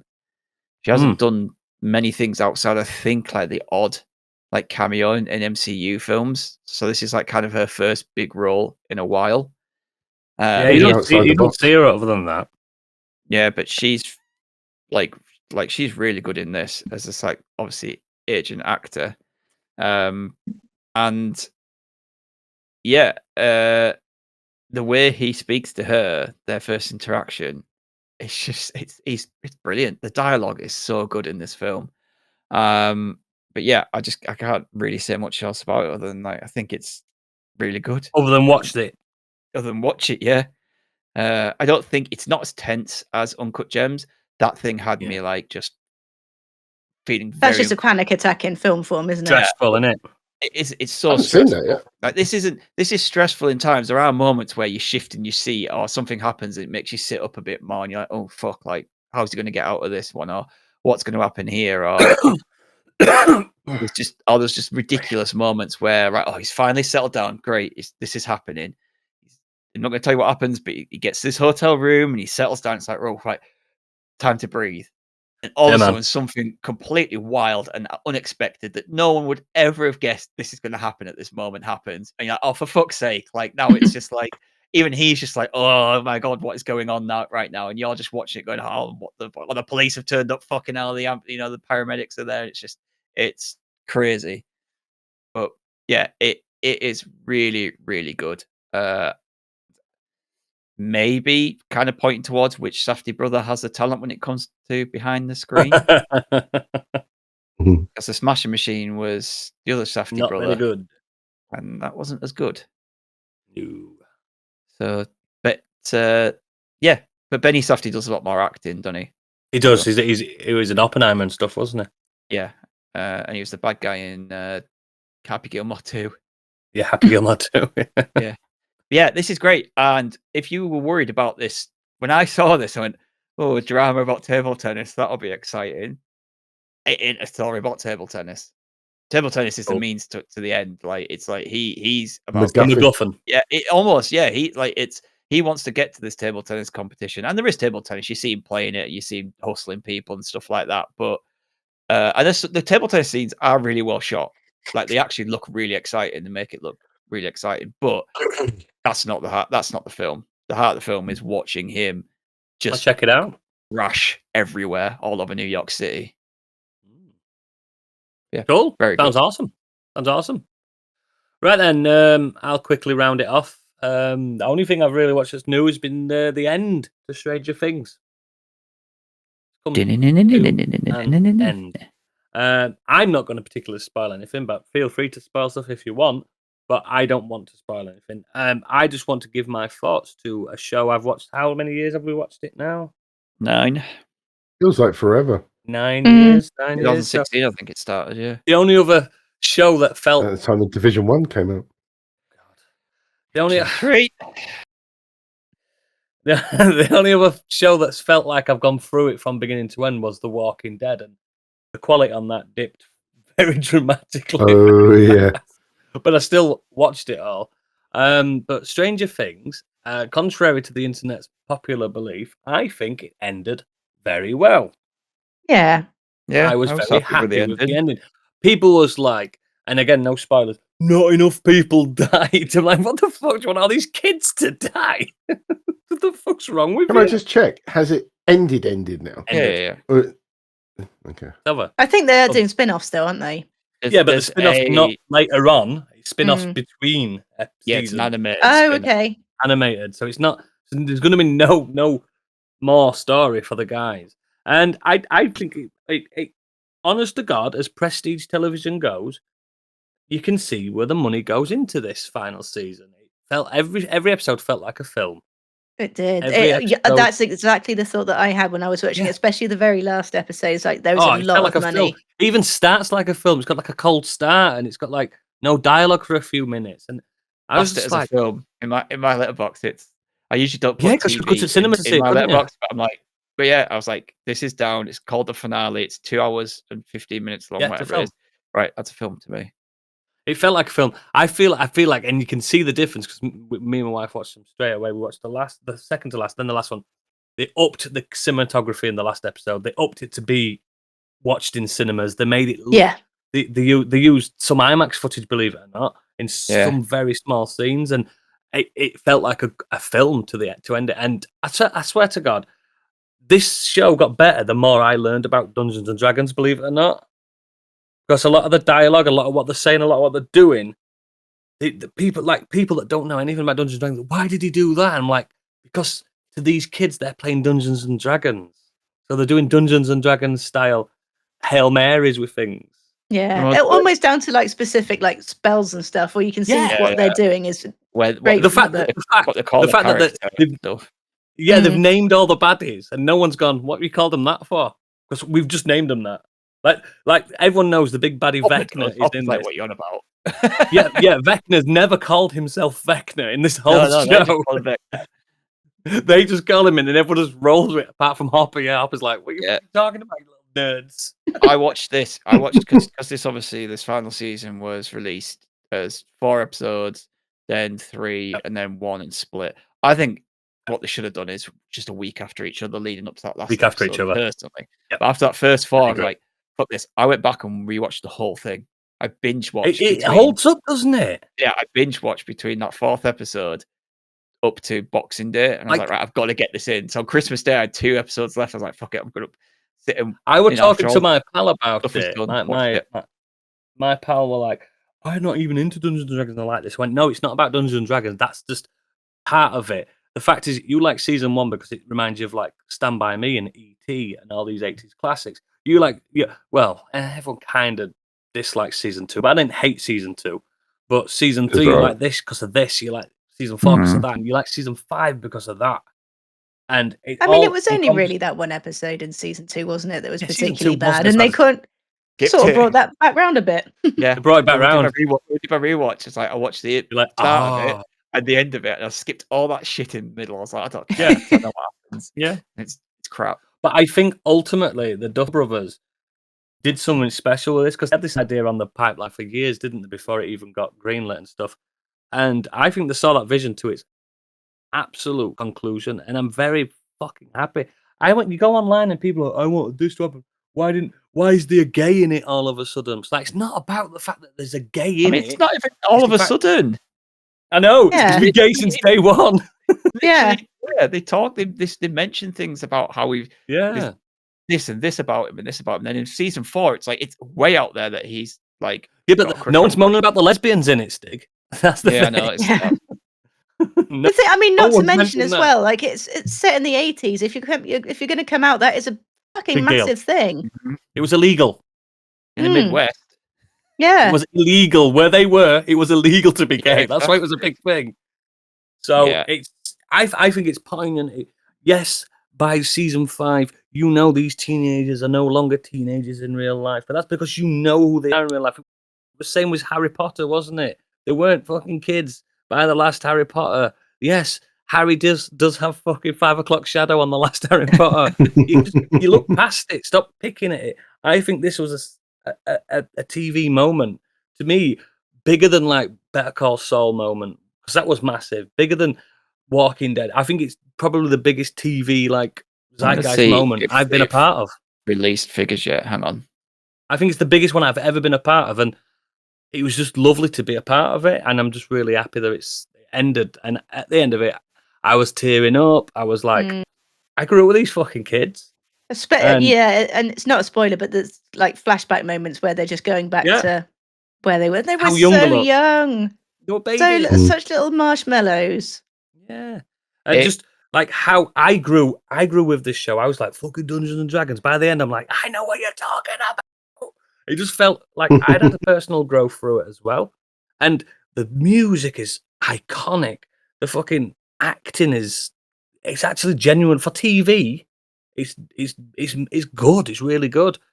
I don't know what Duffer Brothers are going to do next, but fucking hell, I can't wait. Have a rest, hopefully. 34.5 million viewers. Yeah, for nowadays. That's the week of, so it's not including anything that's been watched since. That was like it's the week of the 22nd to the 20. The fact that I was literally at a New Year's Eve party, and people were like, I want to go home early because I want to get up in the morning for Stranger Things. Yeah. It's never been done in my lifetime. No, that was the excuse me, that was the other one. I genuinely think it was I think it was fantastic. And this is like when people say, why don't you watch this? I could say all day to Gadget, why don't you watch this? Probably doing his head in because everyone's liking it. That happens. That genuinely happens. Look at me in K-pop fucking Demon Girls. I'm just like, shut up now. I'm bored of hearing about it. It's gonna be one of them where I watched K-pop Demon Girls and I'm like, yeah, it's good.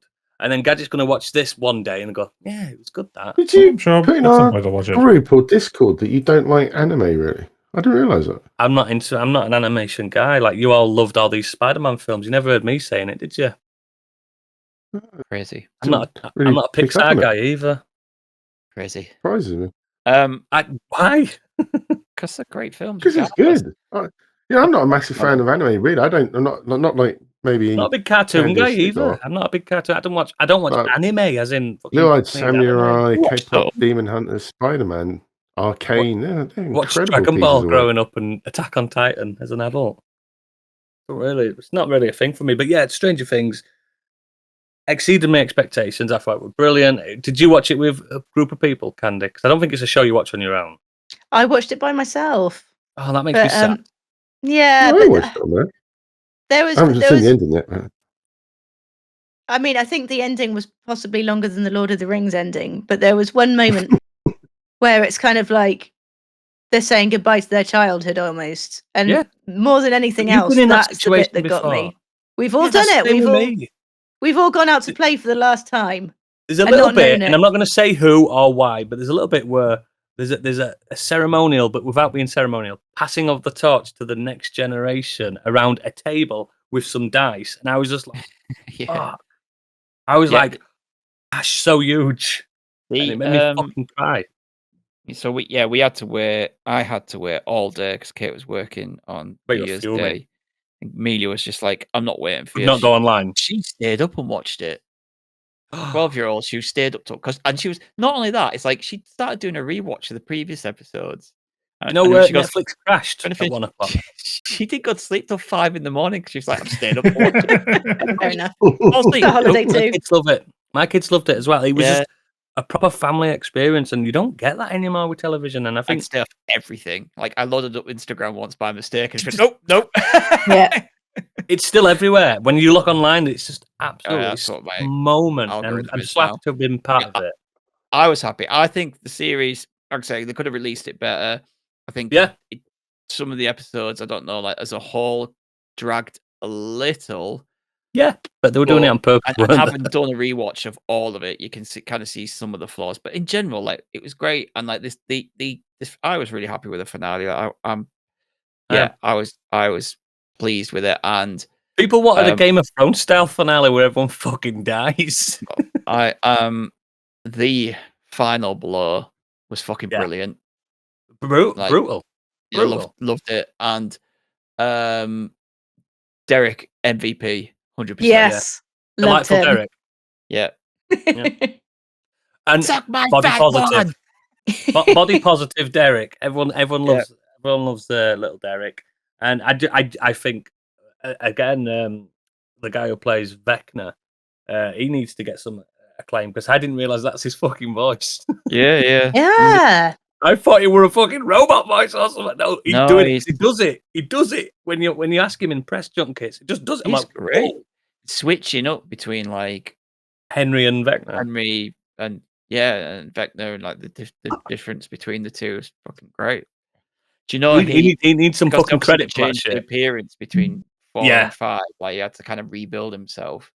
Yeah. So to make him look bigger, he would wear like these inflatables under his arms. So he's almost walking around like 10 men. Like 10 men. So it was to keep his arms there because he said if I had to walk around with my arms like this all the time, it wouldn't work.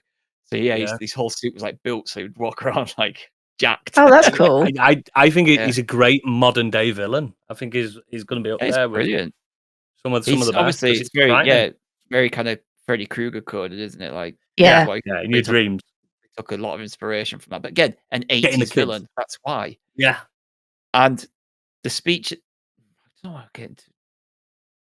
might talk to you two separately offline about that. The speech at the end. The speech, yeah, so good. It's very D&D. That's all I'll say. That's how I. That's exactly. That's when I was watching that. I imagined Gadget saying that to us. Yeah. At the end of the campaign, you know, when Gadget at the end of his first campaign, and he got teary-eyed, and his voice was cracking. I was like, "Oh my god, this is a moment." We've just been doing this for 3 years. I've been watching this for 9 years. You know what I mean? I've been on this campaign with them, and I will say I like that Mike is also a rule of cool DM. He's a rule of cool DM. When they play Dungeons and Dragons, they do things. I go, can't do that. We wouldn't have known what that was 5 years ago. Season 1, no, but like now with the last game, I'm just like, can't do that. I was like, you can't. I was in the same. I said, whoa, come on, you can't do that. Yeah, it's a rule of cool. Yeah, I think it's such a great show, and to just cast it off as nothing is you're missing the fucking point. You're missing the point. It's about reliving your own youth and stuff like that, and capturing moments in life and stuff. It's really special. Loved it. Let's see if we've got any feedback. Come on, Gadget. We do. People have been busy. So first up, he's 3 parts vodka, 2 parts cherries, and 1 part butt plug. It's Bobby Wayne. What combo? Hello, everyone. You've never met him in person. I'm just picturing that. Hello, everyone. Hope you've had a proper boo crim. This year I was blessed with the Lego C-3PO model from my lovely wife, which I've yet to start building. I had the Lego Wall-E set. I built all that. Very cute.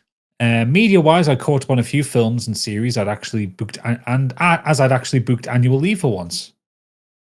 First off was a series called Paradise on Disney+.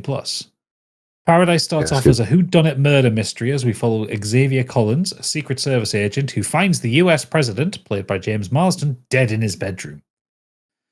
I had no knowledge of the show and put it on a whim, only to find there is a huge plot twist which I did not see coming at all very early on. The concept of this plot twist and the overarching story was genuinely captivating and kept me hooked throughout. And there was a further plot twist later in the series which perfectly establishes the footing for a second series. This series gets a Bobby blessing. He's always reviewed it. shite him. Secondly, I watched Pluribus on the recommendation of Stig's review. I love the show. Such a fresh take on an apocalypse and constantly has you questioning the motivation of the plurbs and the unjoined like Carol Sturkis. Again, it gets a Bobby blessing. A blobby blessing. I like a blobby blessing. Go back to Jim Rob. Not yet. I'll get to some other stuff next time, so don't fill your time too much. But I finally I wanted to mention I've just this moment watched a Korean Netflix movie called The Great Flood. A Korean scientist and a single mother, Dr. Gu Ana, wakes to find her apartment block being overtaken by a mysterious flood, and she and her young son Shin Ja-in must fight for survival climbing to the upper floors. It's a hugely exciting plot and cinematics are great, especially the underwater sections, which look fantastic. That is until the plot twist, and this is actually a Matrix simulation for some reason to capture human emotions. Once this is revealed, it all falls apart and just drags its heels for a very long time. This gets a Bobby Boo. The Koreans. This gets a Bobby Boo, and I would not waste 2 hours of your life on it. Are these canon now? Yeah, well, yours with love and a new rating system. Northman Rob, Bobby, Rob, Robert, Bob. I like it. I like Robert's new rating system. The Bobby blessing and the Bobby Boo. Should get more of it. I'm all for it. Any more? Xenos has been on. She said, well, it's been a few weeks and I told you in the Discord server I had a thing I was trying to do before your next recording. Well, last night I finished that thing. I finished playing through Transistor. It's been a bit of a struggle to get myself to focus on it, but I managed to clear up the story last night. I don't think I'll be going for 100%, but I'm happy to have it completed. I wasn't expecting that ending. Still not sure how to interpret it. Yeah. It's a good ending. I like it. I like the ending, but there's still a lot to think about. Oh yeah. It's a game that tickles the old grey matter at the end. Yeah, it's more than skin deep, that game. Yeah, more than blade deep. Now I might not be 100%ing Transistor, but I have successfully done that to another game that's been on my to-play list for ages. Chants of Sennaar. Thanks for the recommendation on this, Stig, though it was long enough ago you might not remember it at this point. It wasn't a recommendation. Sorry. You enjoyed it at first and then you fell off it. Yeah. Did you have to review it? Is that why you talked about it? No, I just wanted to. I thought it looked really good, but I just got really bored. Never even fucking heard of it. Well, you see, Xenos thought differently because she says, had a really good time with it as a puzzle game. My qualifications are all in linguistics, so this is right up my alley, and I knocked out the entire thing in about 3 sessions with an extra 10 minutes to get the last 2 achievements. I was kissing at the end. I think that was the last 2 achievements I was missing at the end. No, I think autocorrect as Foxter. I didn't notice the Flappy Bird mini game, and I had to change to the tower to find which I'd missed before the end game.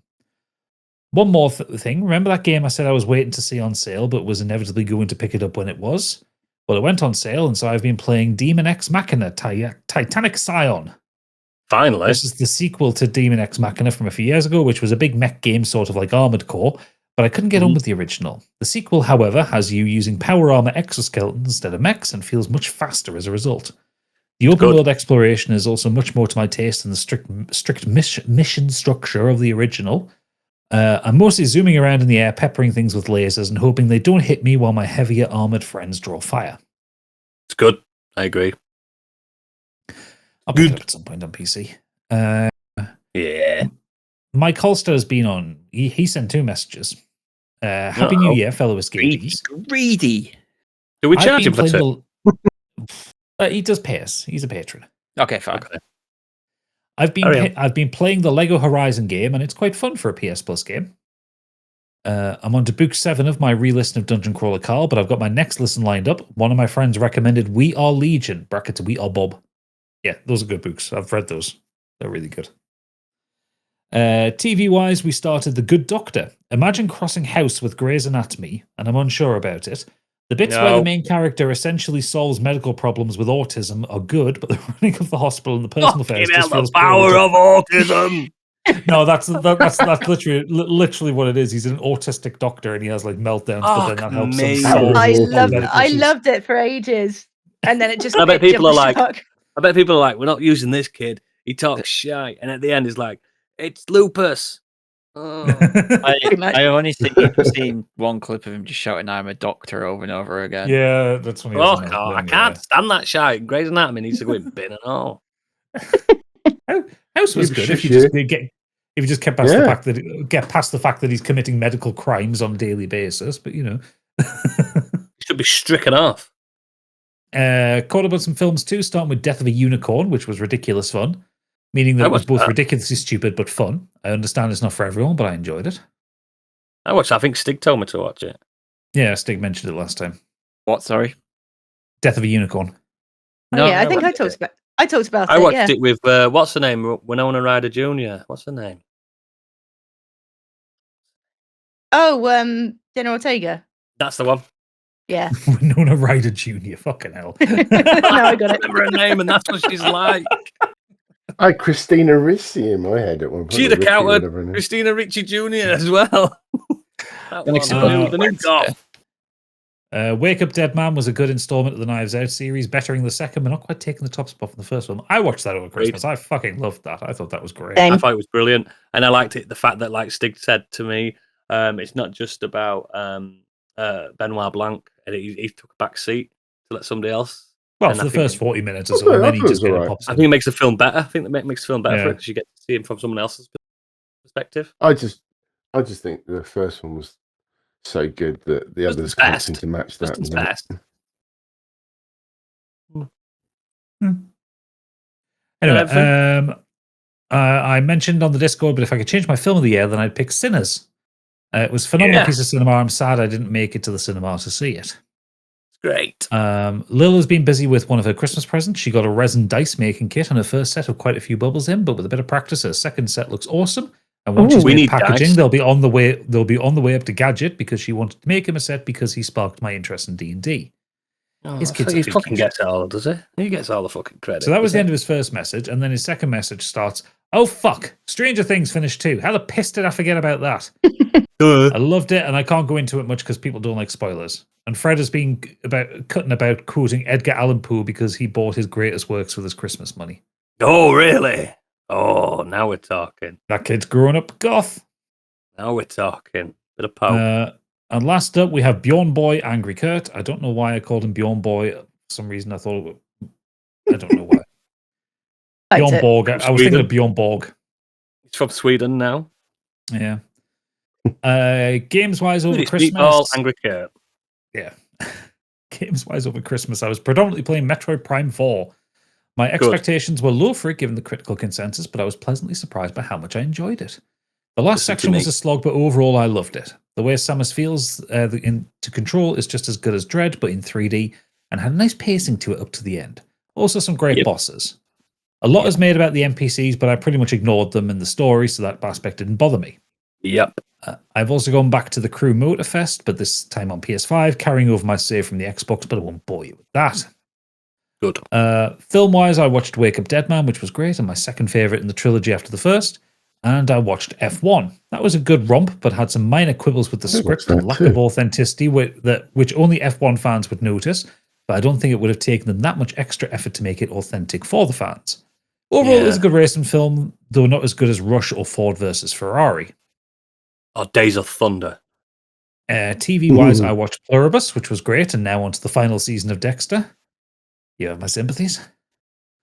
Are you prepared, Oodles, for this last line? Go on. And finally, book-wise, I got Joe Cole's autobiography for Christmas, so I'm working my way through that. Yes, he's a former footballer. Cheers, Kurt. I know who Joe Cole is. Who's Joe Cole? I know the name rings a bell, but who was he play for? He played at Liverpool, West Ham, right? Liverpool, West Ham, Chelsea. Right, okay. Was he an interesting player? Was he an interesting person? I think he was injury-ridden from what I remember. Yeah. What's the autobiography called? My Bench? Or The Bench Warmer or something along those lines. He had a good few years at Chelsea. He did. And then his debut for us was, I think he It's got retarded and injured. The autobiography is titled "Luxury Player." Yeah, Nice. I think people thought he was better than he actually ended up being. People paid over odds for him and stuff like that. Anyway, boring. As always, links to all our extracurricular activities in our show notes. We've got lots coming up this year. We've still got to round off. Anyway, let's Stig take away what we've got to round off. Go on, We've still got to round off Fast and Furious, haven't we? We got called out. We've got that. Last January, so we promised that these two would finish that off, and then we got called out because they hadn't done it. So maybe. We have obviously Mission Impossible. We are on to the 5th Mission Impossible now, which is Rogue Nation. Rogue Nation, that's the one. Ghost Protocol is the one we just watched. So Ghost Protocol. You are terrible at this. I know, keep getting the other way around. Ghost Protocol is the one that we just watched. Rogue Nation is the one that we'll be doing for January. And also we have our monthly Patreon, which will be we'll be talking about our predictions from last year. We'll be making new predictions, and we'll be talking about the things that we are excited for in 2026. And then we'll get back to the voting in February. We will let you vote again. Yeah, we will bring democracy back. Yeah, but we have our regular January looking ahead to do first. And who knows this year what we're going to be doing after Mission Impossible ends and all this. If you've got ideas and you're a patron, let us know. If you're not a patron, we don't give a fuck what your ideas are because we're not listening to you. Well, it's a plan. Let us know what you want to do. Like the Thing franchise. That's not going to be very long, is it? We'll do that in one podcast. Exactly. Which is the best one? The Thing. But anyway, there's 3 and a game. There's so 3. We could stretch it out for 4 months. 4 episodes. Yeah, but we won't be able to do the game because people will be like, "Oh, I was going to play it, but then Division 2 got a PS5 upgrade." 120 frames per second. I didn't mention it. You mentioned it, not me.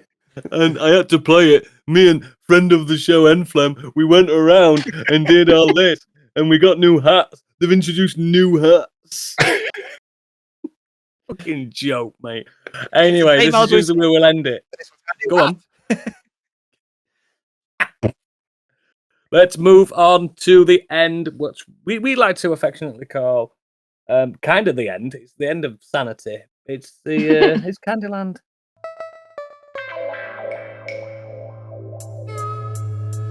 And now, what's up in Candyland?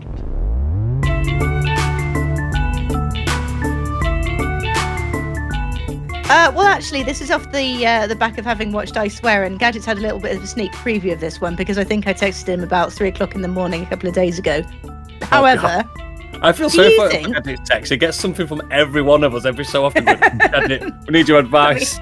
Something heinous. I appear to be the linchpin of this group. You're the oracle. I'll share it with all of you next time, but then it'll be a spoiler for Candyland. So what if animals have Tourette's and we just have no idea? Like, there's a really barky dog. He can't help it and he's swearing, but we don't know. He's swearing in dog. He's swearing in dog. Or saying something really inappropriate. About my dog, I swear. Like, your dog's a ratchet little bastard. I remember actually watching something about dogs with mental illness, because dogs do get mental illness, especially separation anxiety is the number one in it. It's something that cats don't care about. They have the opposite. The opposite, literally the opposite. Yeah, they get disappointed when you turn back up. Yeah. But dogs, they do generally. Oh, you're home. Great. I was watching it was a few years ago actually about it. It wasn't like fucking Caesar Milan. It was something proper. It was fucking the dog botherer or whatever he's called. It was a proper one, and they was like, yeah, they do like. This is going to sound so fucking weird to say, but they have like dogs with learning difficulties and dogs with like impairments in that kind of mental capacity. So having a dog my dog's just a fucking idiot. I think that's true because I mean they're animals, bred mammals. They're all mammals. They must have. They're all mammals. They all have the same like. They must be kind of wired like us. Like every human's wired to survive. Dogs are. It's not. It's not just quite tribe as well. They're quite aggressive. Yeah. Or it could be like when they're in the wild when animals are trying to hunt and they'll suddenly like bark or roar or something and they didn't mean Ruin to. It's just a everything. tick. Ruin everything. Yeah. I bet there is dogs. Goes back to the pride. Happened again. Yeah. Yeah. Did it again. Did it again. I think Santa just gave me a filter for this year because I thought of something so bad and I managed to stop myself. Tell us in the green That's room. personal growth. Fucking, I don't want to hear none of that. I don't want to hear none of that. Whatever your face then was like, I could collapse this podcast with a That's some power you wield, mate. That's some power.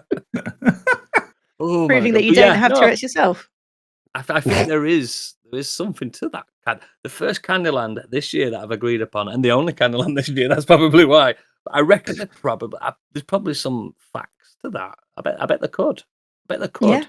But the difficulty is how would you know? How would you know? Because we don't speak the same language. Calling Eddie Murphy. Dr. Doolittle, he'd know. There's some rabbits like motherfucker. You know what I mean? Constantly. They're just cunts, they're rabbits. Or in a pinch, Robert Downey Jr. can sub in. Did you ever see that Doolittle film? No, it looks it's terrible. terrible. Bad. I actually saw a reel today of rabbits on TikTok, on Instagram. Of just like when they get radgy, they get fucking radgy. Yeah, they're dickheads. I had a right bastard. Yeah, one like they were given like some food, and it clearly didn't want the food. And it just kept pushing it away, and then eventually it just picked up with its mouth and just fucking flung it. Give me a carrot. Rabbits have Tourette's. I think we've decided. Yeah, that's why they're always thumping. Yeah, it's a tick. Yeah. I know genuinely, Candy. You're 1 for 1 this year. You're 1 for 1. I think there's something to that little thought in there. And that's where we'll end it with Candy on a win for the first time and probably the last time for the year. I'm going to go to bed happy. If you are not a patron, this is it. This is it. Already you've got to the end. But if you are a patron, we've got more in the green room. Maybe we'll find out what Biggie tried to collapse this podcast with. Who knows? Love you. Bye-bye. Bye. Bye.